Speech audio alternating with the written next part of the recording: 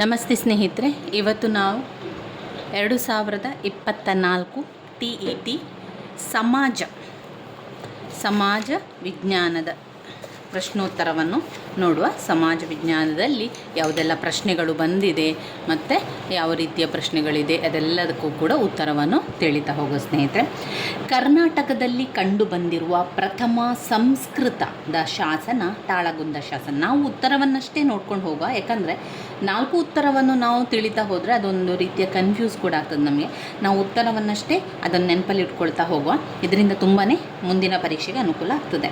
ಕರ್ನಾಟಕದಲ್ಲಿ ಕಂಡುಬಂದಿರುವ ಪ್ರಥಮ ಸಂಸ್ಕೃತದ ಶಾಸನ ತಾಳಗುಂದ ಶಾಸನ. ಸಮಾಜ ವಿಜ್ಞಾನದಲ್ಲಿ ತುಂಬಾ ವಿಷಯಗಳಿದೆ, ಆದರೆ ನಾವು ಹಳೆಯ ಪ್ರಶ್ನೆ ಪತ್ರಿಕೆಗಳನ್ನೆಲ್ಲ ವಿಶ್ಲೇಷಣೆಯನ್ನು ಮಾಡ್ತಾ ಹೋದರೆ ಆದಷ್ಟು ತಯಾರಿಗಳು ಅದಂತೆ ಆಗ್ತದೆ.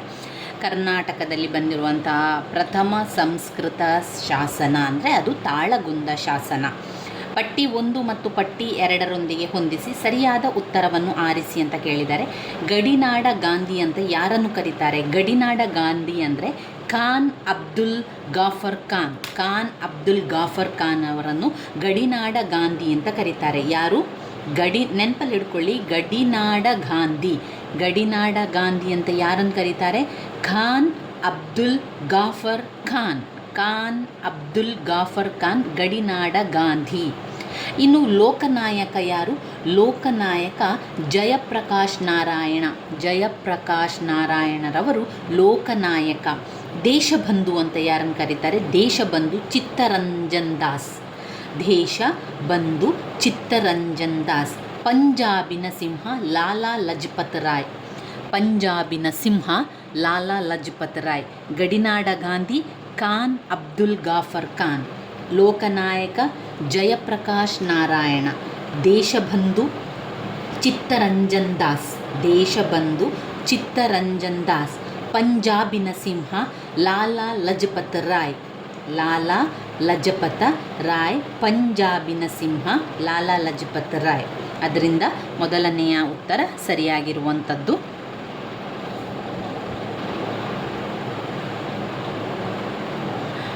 ಕೆಳಗಿನ ಘಟನೆಗಳ ಸರಿಯಾದ ಕಾಲಾನುಕ್ರಮಣಿಕೆಯನ್ನು ಗುರುತಿಸಿ ಅಂತ ಕೇಳಿದ್ದಾರೆ. ದೇಶೀಯ ಪತ್ರಿಕೆಗಳ ನಿಯಂತ್ರಣ ಕಾಯ್ದೆ ಯಾವಾಗ ಬಂತು? ದೇಶೀಯ ಪತ್ರಿಕೆಗಳ ನಿಯಂತ್ರಣವನ್ನು ಮಾಡುವಂತಹ ಕಾಯ್ದೆ ಬಂದಿರುವಂಥದ್ದು 1878ರಲ್ಲಿ ದೇಶೀಯ ಪತ್ರಿಕೆಗಳ ನಿಯಂತ್ರಣ ಕಾಯ್ದೆ ಬಂತು.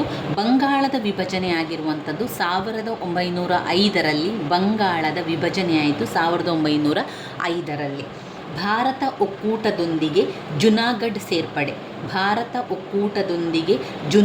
ಸೇರ್ಪಡೆಯಾದದ್ದು 1949ರಲ್ಲಿ. ಭಾರತದ ಒಕ್ಕೂಟದ ಜೊತೆಗೆ ಜುನಾಗಢ ಸೇರ್ಪಡೆಯಾಗಿದ್ದು.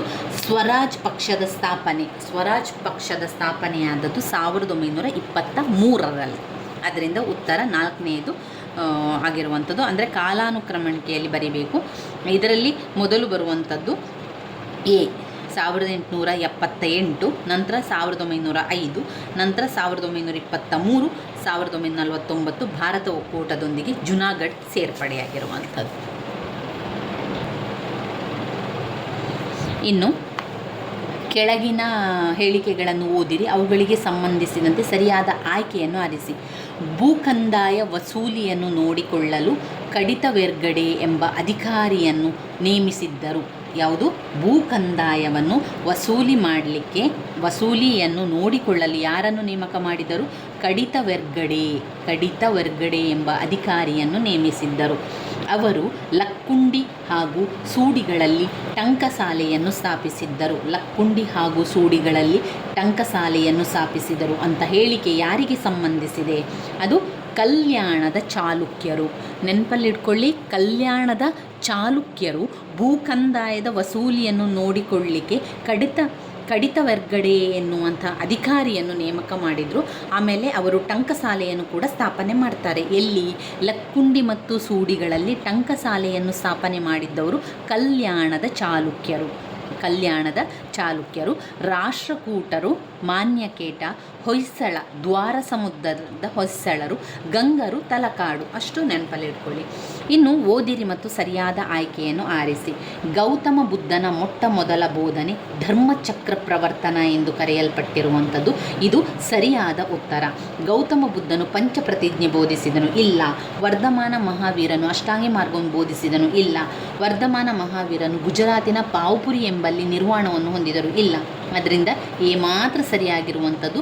ಗೌತಮ ಬುದ್ಧನ ಮೊಟ್ಟ ಮೊದಲ ಪ್ರವಚನ ಧರ್ಮಚಕ್ರ ಪ್ರವರ್ತನ ಎಂದು ಕರೆಯಲಾಗುವಂಥದ್ದು. ಇನ್ನು 96ನೇ ಪ್ರಶ್ನೆ, ಈ ಪದಗಳಿಗೆ ಸಂಬಂಧಿಸಿದಂತೆ ಗುರುತಿಸಿ ಮತ್ತು 3ನೇ ಪದಕ್ಕೆ ಉತ್ತರಿಸಿ. ಸಹನಾ ಇ ಮಂಡಿ ಅಂದರೆ ಅಲ್ಲಾವುದ್ದೀನ್ ಖಿಲ್ಜಿ. ಅಲ್ಲಾವುದ್ದೀನ್ ಖಿಲ್ಜಿಯವರು ಸಹನಾ ಇ ಮಂಡಿಯನ್ನು ಮಾಡಿದ್ದು ಅಲ್ಲಾವುದ್ದೀನ್ ಖಿಲ್ಜಿ. 40 ಸರದಾರರ ಕೂಟದ ನೇಮಕ, 40 ಸರದಾರರ ಕೂಟದ ನೇಮಕವನ್ನು ಮಾಡಿದವರು ಇಲ್ತಮಿಷ್. ಸಹನಾ ಇ ಮಂಡಿಯನ್ನು ಮಾಡಿದವರು ಅಲ್ಲಾವುದ್ದೀನ್ ಖಿಲ್ಜಿ. 40 ಸರದಾರರ ಕೂಟದ ನೇಮಕವನ್ನು ಮಾಡಿದವರು ಇಲ್ತಮಿಷ್. ಈ ಕೊಟ್ಟಿರುವ ಹೇಳಿಕೆಯನ್ನು ಓದಿ ಸರಿಯಾದನ್ನು ಆಯ್ಕೆ ಮಾಡಿರಿ. ಶೇರ್ ಖಾನ್ನ ಮೂಲ ಹೆಸರು ಗಿಯಾಸುದ್ದೀನ್. ತಪ್ಪು. ಶೇರ್ ಖಾನ್ನ ಮೂಲ ಹೆಸರು ಗಿಯಾಸುದ್ದೀನ್ ಅಲ್ಲ. ಶೇರ್ ಶಹನ ಮೂಲ ಹೆಸರು ಗಿಯಾಸುದ್ದೀನ್ ಅಲ್ಲ. ಶೇರ್ ಖಾನನು ಬಹಾರ್ ಖಾನ್ ಲೋಹಣಿಯ ಸೇವೆಯಲ್ಲಿದ್ದಾಗ ಒಬ್ಬನೇ ಹುಲಿಯನ್ನು ಕೊಂದು ಶೇರ್ ಖಾನ್ ಎಂಬ ಬಿರುದನ್ನು ಪಡೀತಾನೆ. ಇದು ಸರಿಯಾಗಿರುವಂಥದ್ದು. ಅದರಿಂದ ಎ ತಪ್ಪು, ಬಿ ಸರಿಯಾಗಿದೆ. ಶೇರ್ ಖಾನ್ ಏನು ಮಾಡ್ತಾನೆ? ಖಾನ್ ಲೋಹಣಿಯಲ್ಲಿ ಸೇವೆಯಲ್ಲಿದ್ದಾಗ ಒಬ್ಬನೇ ಹೋಗಿ ಹುಲಿಯನ್ನು ಕೊಂದು ಅವನಿಗೆ ಶೇರ್ ಖಾನ್ ಎನ್ನುವಂಥ ಬಿರುದು ಅವನಿಗೆ ಸಿಗ್ತದೆ. ಇನ್ನು ಇದರಲ್ಲಿ ಬರುವಂತಹ 98ನೇ ಪ್ರಶ್ನೆ ನೋಡಿ.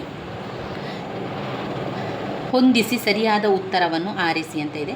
ಹಿಂದೂಸ್ತಾನದಲ್ಲಿರುವ ಪ್ರತಿಯೊಬ್ಬ ಮೂಲ ನಿವಾಸಿಯು ಭ್ರಷ್ಟ. ಇದು ತುಂಬ ಪ್ರಶ್ನೆ ಪತ್ರಿಕೆಯಲ್ಲಿ ಬಂದಿದೆ, ನಿಮಗೆ ನೆನಪಲ್ಲಿಡಬೇಕು. ಇದು ಲಾರ್ಡ್ ಕಾರ್ನ್ವಾಲಿಸ್ ಹೇಳುವಂಥದ್ದು.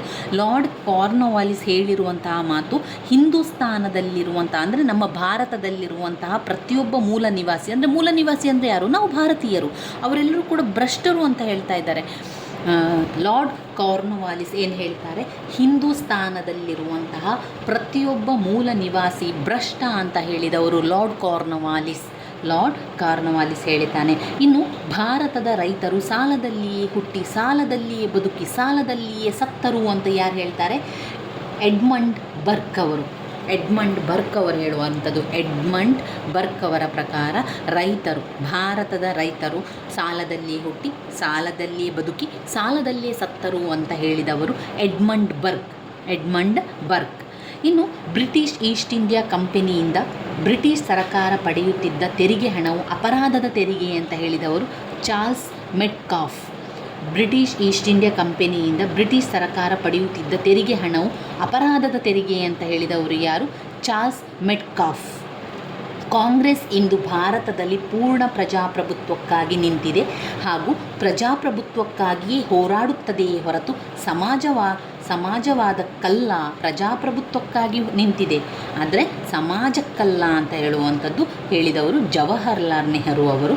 ಆದ್ದರಿಂದ ಇದರಲ್ಲಿ ಸರಿಯಾದ ಉತ್ತರ ಹೇಗೆ ಹಿಂದೂಸ್ತಾನದಲ್ಲಿರುವ ಪ್ರತಿಯೊಬ್ಬ ಮೂಲ ನಿವಾಸಿಯು ಭ್ರಷ್ಟ ಅಂತ ಹೇಳಿದವರು ಲಾರ್ಡ್ ಕಾರ್ನ್ವಾಲಿಸ್. ಅಂದರೆ ಹೇಗೆ ಎರಡನೆಯದಾಗಬೇಕು, ಲಾರ್ಡ್ ಕಾರ್ನ್ವಾಲಿಸ್ ಆಗ್ತದೆ. ನಂತರ ಹಿಂದೂಸ್ತಾನದಲ್ಲಿರುವ ಪ್ರತಿಯೊಬ್ಬ ಮೂಲ ನಿವಾಸಿ ಭ್ರಷ್ಟ ಅಂತ ಹೇಳಿದವರು ಲಾರ್ಡ್ ಕಾರ್ನ್ವಾಲಿಸ್. ಭಾರತ ರೈತರು ಸಾಲದಲ್ಲಿಯೇ ಹುಟ್ಟಿ ಸಾಲದಲ್ಲಿಯೇ ಜೀವನ ಮಾಡಿ ಸಾಲದಲ್ಲಿಯೇ ಸಾಯ್ತಾರೆ ಸತ್ತರು ಅಂತ ಹೇಳಿದವರು ಎಡ್ಮಂಡ್ ಬರ್ಕ್ ಅವರು. ಬಿಗೆ ಐ, ಎಡ್ಮಂಡ್ ಬರ್ಕ್ ಅವರು. ಬ್ರಿಟಿಷ್ ಈಸ್ಟ್ ಇಂಡಿಯಾ ಕಂಪನಿಯಿಂದ ಬ್ರಿಟಿಷ್ ಸರ್ಕಾರ ಪಡೆಯುತ್ತಿದ್ದ ಹಣದ ತೆರಿಗೆ ಅದು ಅಪರಾಧದ ತೆರಿಗೆ ಅಂತ ಹೇಳಿದವರು ಲಾರ್ಡ್ ಮೆಟ್ಕಾಫ್. ಅದರಿಂದ ಎರಡನೇದು ಸರಿಯಾದ ಉತ್ತರ ಸಿ, ಚಾರ್ಲ್ಸ್ ಮೆಟ್ಕಾಫ್. ಇನ್ನು ಕಾಂಗ್ರೆಸ್ ಪೂರ್ಣ ಪ್ರಜಾಪ್ರಭುತ್ವಕ್ಕಾಗಿ ನಿಂತಿದೆ, ಪ್ರಜಾಪ್ರಭುತ್ವಕ್ಕಾಗಿಯೇ ಹೋರಾಟ ಮಾಡ್ತಾ ಇದೆ ಹೊರತು ಸಮಾಜವಾದಕ್ಕಲ್ಲ ಅಂತ ಹೇಳಿದವರು ಜವಾಹರ್ಲಾಲ್ ನೆಹರು ಅವರು. ಇನ್ನು 99ನೇ ಪ್ರಶ್ನೆ, ಸೋಷಿಯಲ್ ಕಾಂಟ್ರಾಕ್ಟ್ ಎಂಬ ಗ್ರಂಥವನ್ನು ರಚಿಸಿದವರು ಯಾರು? ಸೋಷಿಯಲ್ ಕಾಂಟ್ರಾಕ್ಟ್ ಎಂಬ ಗ್ರಂಥವನ್ನು ಬರೆದವರು ರೂಸೋ ಅವರು ಏನು ಬರೆದಿದ್ದಾರೆ? ಸೋಷಿಯಲ್ ಕಾಂಟ್ರಾಕ್ಟ್ ಎಂಬ ಗ್ರಂಥವನ್ನು ರಚಿಸಿದವರು ರೂಸೋ ಅವರು. ಕೆಳಗಿನ ಹೇಳಿಕೆಗಳನ್ನು ಓದಿ ತಪ್ಪಾಗಿರುವ ಹೇಳಿಕೆಗಳನ್ನು ಆರಿಸಿ. ಇದರಲ್ಲಿ ತಪ್ಪಾಗಿರುವಂಥದ್ದು ಇದು ಮಾತ್ರ, ಅದರಿಂದ ಇದು ನಮಗೆ ಬೇಕಾಗಿರುವ ಉತ್ತರ. ಇದೆಲ್ಲ ಕೂಡ ಸರಿಯಾಗಿದೆ, ಅಂದರೆ ಅದನ್ನು ಒಮ್ಮೆ ಓದ್ಕೊಳ್ಳುವ. 1617ರಲ್ಲಿ ಸರ್ ಥಾಮಸ್ ರೋ ಜಹಂಗೀರ್ನ ಆಸ್ಥಾನಕ್ಕೆ ಭೇಟಿ ನೀಡಿದನು. ಸರಿ. 1617ರಲ್ಲಿ ಥಾಮಸ್ ರೋ ಜಹಂಗೀರನ ಆಸ್ಥಾನಕ್ಕೆ ಭೇಟಿಯನ್ನು ನೀಡಿದರು. ಅದು ಸರಿ. ಮೊದಲ ಕರ್ನಾಟಿಕ್ ಯುದ್ಧವನ್ನು ಅಂತ್ಯಗೊಳಿಸಿದ ಎಕ್ಸ್ ಲಾ ಚಾಪೆಲ್ ಒಪ್ಪಂದವು ಫ್ರಾನ್ಸ್ ಮತ್ತು ಇಂಗ್ಲೆಂಡ್ನ ನಡುವೆ ನಡೆಯಿತು. ಸರಿ. ಮೊದಲ ಕರ್ನಾಟಿಕ್ ಯುದ್ಧವನ್ನು ಅಂತ್ಯಗೊಳಿಸಿದ ಎಕ್ಸ್ ಲಾ ಚಾಪೆಲ್ ಒಪ್ಪಂದ ಯಾರ ನಡುವೆ ನಡೆಯಿತು? ಫ್ರಾನ್ಸ್ ಮತ್ತು ಇಂಗ್ಲೆಂಡ್ನ ನಡುವೆ ನಡೆಯಿತು. ಅದು ಕೂಡ ಸರಿಯಾಗಿದೆ. ಇನ್ನು 4ನೇದು, ಎರಡನೆಯ ಶಾ ಆಲಂ ಬಂಗಾಳದ ಮೇಲಿನ ದಿವಾನಿ ಹಕ್ಕನ್ನು ಬ್ರಿಟಿಷ್ ಈಸ್ಟ್ ಇಂಡಿಯಾ ಕಂಪನಿಗೆ ನೀಡಿದನು. ಎರಡನೆಯ ಶಾ ಆಲಂ ಬಂಗಾಳದ ಮೇಲಿನ ದಿವಾನಿ ಹಕ್ಕನ್ನು ಬ್ರಿಟಿಷ್ ಈಸ್ಟ್ ಇಂಡಿಯಾ ಕಂಪನಿಗೆ ನೀಡಿದನು. ಅದು ಕೂಡ ಸರಿಯಾಗಿದೆ. ಇದರಲ್ಲಿ ತಪ್ಪಾಗಿರುವಂಥ ಹೇಳಿಕೆ, ಫ್ರೆಂಚ್ ಈಸ್ಟ್ ಇಂಡಿಯಾ ಕಂಪನಿಯು ತನ್ನ ಪ್ರಥಮ ಫ್ಯಾಕ್ಟರಿಯನ್ನು 1668ರಲ್ಲಿ ಮಚಲೀಪಟ್ಟಣದಲ್ಲಿ ಆರಂಭಿಸಿತು ಎನ್ನುವಂಥದ್ದು ತಪ್ಪು. ಮಚಲೀಪಟ್ಟಣದಲ್ಲಿ ಅದು ಆರಂಭಿಸಲಿಲ್ಲ, ಮಚಲೀಪಟ್ಟಣ ಆರಂಭಿಸೋದು ತಪ್ಪು. 101ನೆಯ ಪ್ರಶ್ನೆ, ಹೇಳಿಕೆಗಳನ್ನು ಓದಿರಿ. ಮೇಲಿನ ಹೇಳಿಕೆಗಳು ಯಾರಿಗೆ ಸಂಬಂಧಿಸಿದೆ ಅಂತ. ಇವರು ಬೆಂಗಳೂರನ್ನು ಮೊಘಲರ ಸೇನಾನಿಯಿಂದ ಕೊಂಡುಕೊಂಡರು. ಇವರು ಬೆಂಗಳೂರನ್ನು ಮೊಘಲರ ಸೇನಾನಿಯಿಂದ ಕೊಂಡುಕೊಂಡರು. ಕರ್ನಾಟಕ ಕವಿಚಕ್ರವರ್ತಿ ನವಕೋಟಿ ನಾರಾಯಣ ಎಂಬ ಬಿರುದನ್ನು ಹೊಂದಿದ್ದವರು. ನಮಗೆ ಆವಾಗಲೇ ಗೊತ್ತಾಗಬೇಕು, ನವಕೋಟಿ ನಾರಾಯಣ ಅಂತ ಬಿರುದು ಬಂದದ್ದು ಚಿಕ್ಕದೇವರಾಯ ಒಡೆಯರಿಗೆ ಬಂದಿರುವಂಥದ್ದು, ಅದನ್ನು ನೆನಪಲ್ಲಿಟ್ಕೊಳ್ಳಿ. ಆಮೇಲೆ ಅಂಚೆ ವ್ಯವಸ್ಥೆಯನ್ನು ತಂದವರು ಚಿಕ್ಕದೇವರಾಯ ಒಡೆಯರು.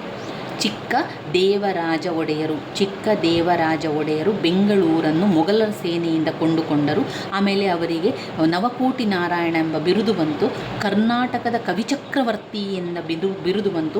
ಅಷ್ಟೇ ಅಲ್ಲದೆ ಅಂಚೆ ವ್ಯವಸ್ಥೆಯನ್ನು ಮಾಡಿದವರು ಕೂಡ ಚಿಕ್ಕದೇವರಾಜ ಒಡೆಯರಾಗಿದ್ದರು. ಕೆಳಗಿನ ಹೇಳಿಕೆಗಳನ್ನು ಓದಿರಿ ಮತ್ತು ಸರಿಯಾದ ಆಯ್ಕೆಯನ್ನು ಆರಿಸಿ. ಎ ಸರಿ ಮತ್ತು ಬಿ ತಪ್ಪು ಎನ್ನುವಂಥದ್ದು. ಫಜಲ್ ಆಲಿಯವರು ರಾಜ್ಯದ ಪುನರ್ವಿಂಗಡನಾ ಆಯೋಗದ ಅಧ್ಯಕ್ಷರಾಗಿದ್ದರು. ಅದು ಸರಿ. ರಾಜ್ಯದ ಪುನರ್ವಿಂಗಡನಾ ಕಾಯ್ದೆಯ ಒಂದು ಆಯೋಗದ ಅಧ್ಯಕ್ಷರಾಗಿದ್ದವರು ಫಜಲ್ ಆಲಿ. ಹಾಗೂ KM ಪಣಿಕ್ಕರ್ ಮತ್ತು HN ಕುಂಜ್ರು ಈ ಆಯೋಗದ ಸದಸ್ಯರಾಗಿದ್ದರು. ಯಾರು? ಭಾರತದ ರಾಜ್ಯದ ಪುನರ್ವಿಂಗಡಣೆ ಆಯೋಗದ ಅಧ್ಯಕ್ಷರಾಗಿದ್ದವರು ಫಜಲ್ ಆಲಿ ಅವರು. ಹಾಗೆ KM ಪಣಿಕ್ಕರ್ ಮತ್ತು HN ಕುಂಜ್ರು ಅವರು ಈ ಒಂದು ಆಯೋಗದ ಸದಸ್ಯರಾಗಿದ್ದರು. ಪಣಿಕ್ಕರ್ ಮತ್ತು ಕುಂಜ್ರು ಅವರು ಈ ಒಂದು ಆಯೋಗದ ಸದಸ್ಯರಾಗಿದ್ದರು. ಆಮೇಲೆ ರಾಜ್ಯದ ಪುನರ್ವಿಂಗಡಣೆ ಕಾಯ್ದೆ 1955ರಲ್ಲಿ ಜಾರಿಗೆ ಬಂದದ್ದಲ್ಲ, ಅದು ಬಂದದ್ದು 56ರಲ್ಲಿ.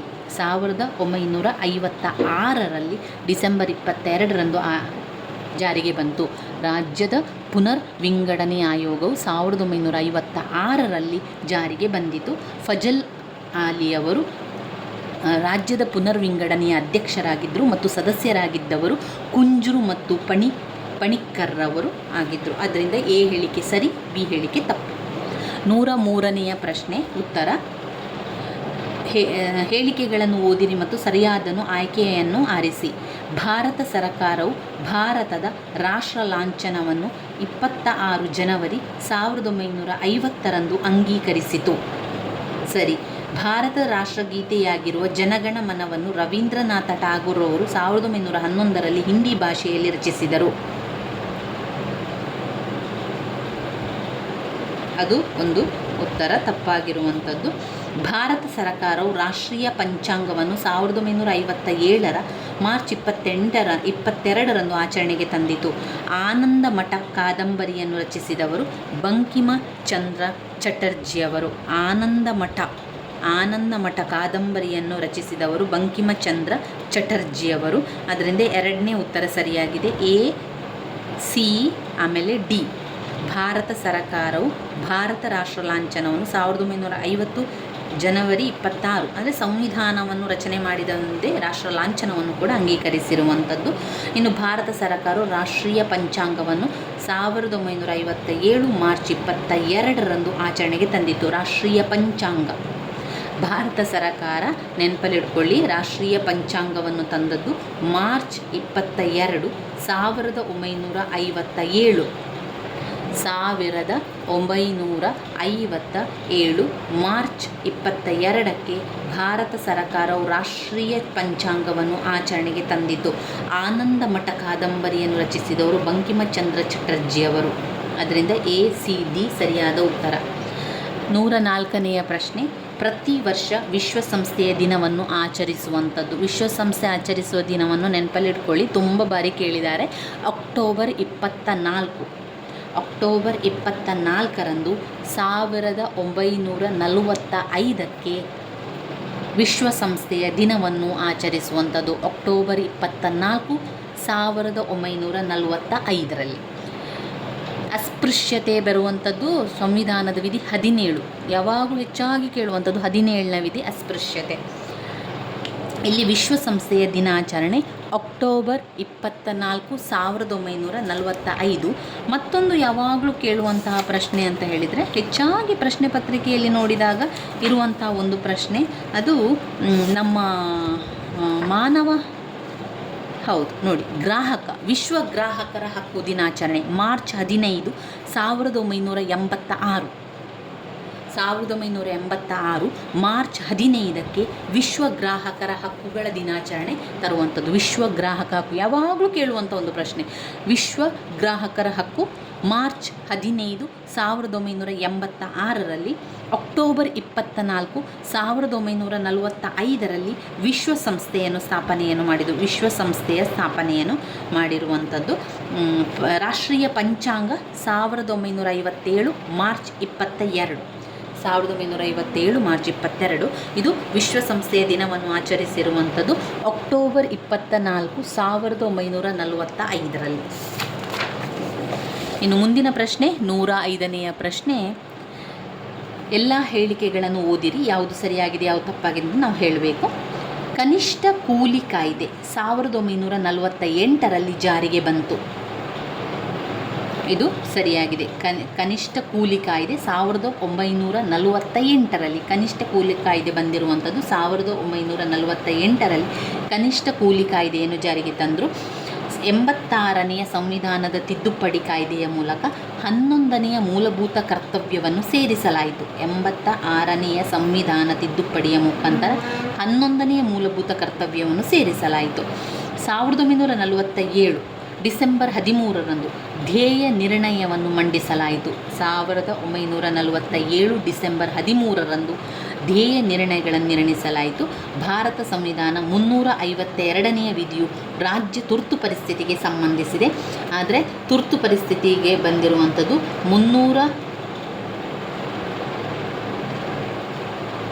ಭಾರತ ಸಂವಿಧಾನ 300. ಇಲ್ಲಿ 2 ಹೇಳಿಕೆಗಳು ಮಾತ್ರ ಸರಿಯಾಗಿರುವಂಥದ್ದು. ಇಲ್ಲಿ ಯಾವುದೋ ಒಂದು ತಪ್ಪಾಗಿದೆ. ಇದು ಸ್ವಲ್ಪ ಕನ್ಫ್ಯೂಸಲ್ಲಿರೋದ್ರಿಂದ ನಾವು ಅದನ್ನು ಮತ್ತೆ ನೋಡಿಕೊಳ್ಳುವ.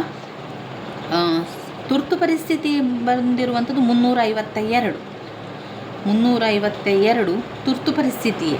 ಭಾರತ ಸಂವಿಧಾನದ 352ನೆಯ ವಿಧಿ ರಾಜ್ಯ ತುರ್ತು ಪರಿಸ್ಥಿತಿಗೆ ಸಂಬಂಧಿಸಿದೆ. ತುರ್ತು ಪರಿಸ್ಥಿತಿಗೆ ಸಂಬಂಧಿಸಿ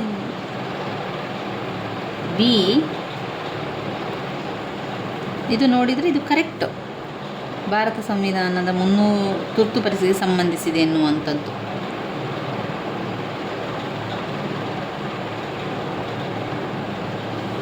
ಅದು ನೋಡುವ ಆಮೇಲೆ ಅದು ಯಾವುದು ತಪ್ಪಿದೆ ಎನ್ನುವಂಥದ್ದು.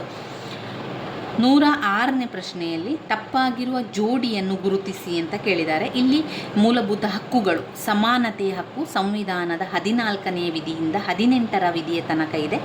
ಸ್ವಾತಂತ್ರ್ಯದ ಹಕ್ಕು 19ನೆಯ ವಿಧಿಯಿಂದ 22ರ ವಿಧಿಯ ತನಕ ಆಗಬೇಕು. ಅವರು ಕೊಟ್ಟಿರುವಂಥದ್ದು 21ನೆಯ ವಿಧಿಯ ತನಕ. ಅದರಿಂದ ಅದು ತಪ್ಪಾಗಿರುವಂಥದ್ದು, ಅದನ್ನು ಗುರುತಿಸ್ಕೊಳ್ಬೇಕು ನಾವು. ಅದು ನಮಗೆ ವಿಧಿ ಕೂಡ ನೆನಪಲ್ಲಿ ಇಟ್ಕೊಳ್ಬೇಕು ಸ್ನೇಹಿತರೆ, ಆದರೆ ಮಾತ್ರ ಇದು ನಮಗೆ ಗೊತ್ತಾಗುವಂಥದ್ದು. ನೋಡಿ, ಸಮಾನತೆಯ ಹಕ್ಕು 14ರಿಂದ 18, ನಂತರ 19ರಿಂದ 22 ಸ್ವಾತಂತ್ರ್ಯದ ಹಕ್ಕು, 23ರಿಂದ 24 ಶೋಷಣೆಯ ವಿರುದ್ಧದ ಹಕ್ಕು, 25ರಿಂದ 28 ಧಾರ್ಮಿಕ ಸ್ವಾತಂತ್ರ್ಯದ ಹಕ್ಕು. ಸಮಾನತೆಯ ಹಕ್ಕು 14ನೇ ಸಂವಿಧಾನದ 14ನೆಯ ವಿಧಿಯಿಂದ 18ರ ವಿಧಿಯ ತನಕ 14, 15, 16, 17, 18 ಒಟ್ಟು 5. 14ರಿಂದ 18ನೇ ವಿಧ ಸಮಾನತೆಯ ಹಕ್ಕು. ಇನ್ನು ಸ್ವಾತಂತ್ರ್ಯದ ಹಕ್ಕು 19, 20, 21, 22, 19, 20, 21, 22ನೆಯ ತನಕ ಸ್ವಾತಂತ್ರ್ಯದ ಹಕ್ಕು 19ರಿಂದ 22. ನಂತರ 23, 24 ಎರಡು ವಿಧ ಶೋಷಣೆಯ ವಿರುದ್ಧದ ಹಕ್ಕು. 23 ಮತ್ತು 24 ಶೋಷಣೆಯ ವಿರುದ್ಧದ ಹಕ್ಕು. 25, 26, 27, 28 ಧಾರ್ಮಿಕ ಸ್ವಾತಂತ್ರ್ಯದ ಹಕ್ಕು. 25ರಿಂದ 28 ಧಾರ್ಮಿಕ ಸ್ವಾತಂತ್ರ್ಯದ ಹಕ್ಕು.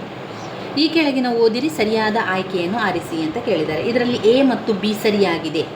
ಎ ಮತ್ತು ಬಿ ಹೇಳಿಕೆಗಳು. ಎ ಸರಿಯಾಗಿದೆ, ಬಿ ಸರಿಯಾಗಿದೆ, ಮೂರನೇದು ಸರಿಯಾಗಿಲ್ಲ. ಓದ್ಕೊಳ್ಳುವ. 61ನೇ ಸಂವಿಧಾನದ ತಿದ್ದುಪಡಿ ಕಾಯ್ದೆಯು ಮತದಾನದ ಕನಿಷ್ಠ ವಯಸ್ಸು 21ರಿಂದ 18 ವರ್ಷಕ್ಕೆ ಇಳಿಸಿತು. ಅದು ಸರಿ. ಸ್ಥಳೀಯ ಸಂಸ್ಥೆಗಳಿಗೆ ಚುನಾವಣೆಗಳನ್ನು ರಾಜ್ಯ ಚುನಾವಣೆ ಆಯೋಗಗಳು ನಡೆಸ್ತದೆ. ಸರಿ. ಸ್ಥಳೀಯ ಸಂಸ್ಥೆಗಳಿಗೆ ಚುನಾವಣೆಗಳನ್ನು ರಾಜ್ಯ ಚುನಾವಣಾ ಆಯೋಗ ನಡೆಸ್ತದೆ. ಕರ್ನಾಟಕ ಮುನ್ಸಿಪಲ್ ಕಾರ್ಪೊರೇಷನ್ ಕಾಯ್ದೆ 1986ರಲ್ಲಿ ಜಾರಿಗೆ ಬಂದಿತು.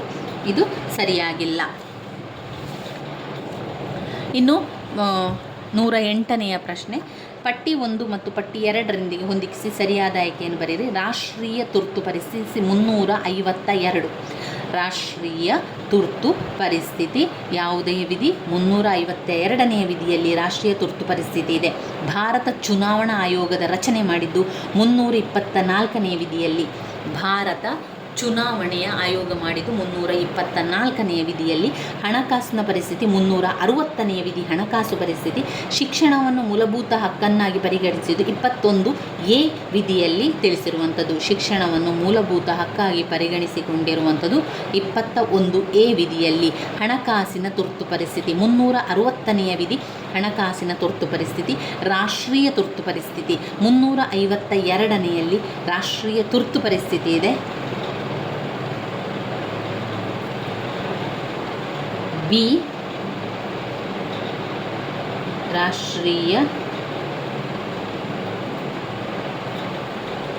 ಭಾರತದ ಚುನಾವಣಾ ಆಯೋಗದ ರಚನೆ 324ನೇ ವಿಧಿ. ರಾಷ್ಟ್ರೀಯ ತುರ್ತು ಪರಿಸ್ಥಿತಿ 352ನೇ ವಿಧಿ. ಹಣಕಾಸಿನ ತುರ್ತು ಪರಿಸ್ಥಿತಿ 360ನೇ ವಿಧಿ. ತುರ್ತು ಪರಿಸ್ಥಿತಿ 60ನೇ ವಿಧಿ. ಹಾಗೆ ಶಿಕ್ಷಣದ ಮೂಲಭೂತ ಹಕ್ಕುಗಳು 21A. ಆದ್ದರಿಂದ ಮೂರನೇದು ಸರಿಯಾಗಿರುವಂತಹ ಉತ್ತರ.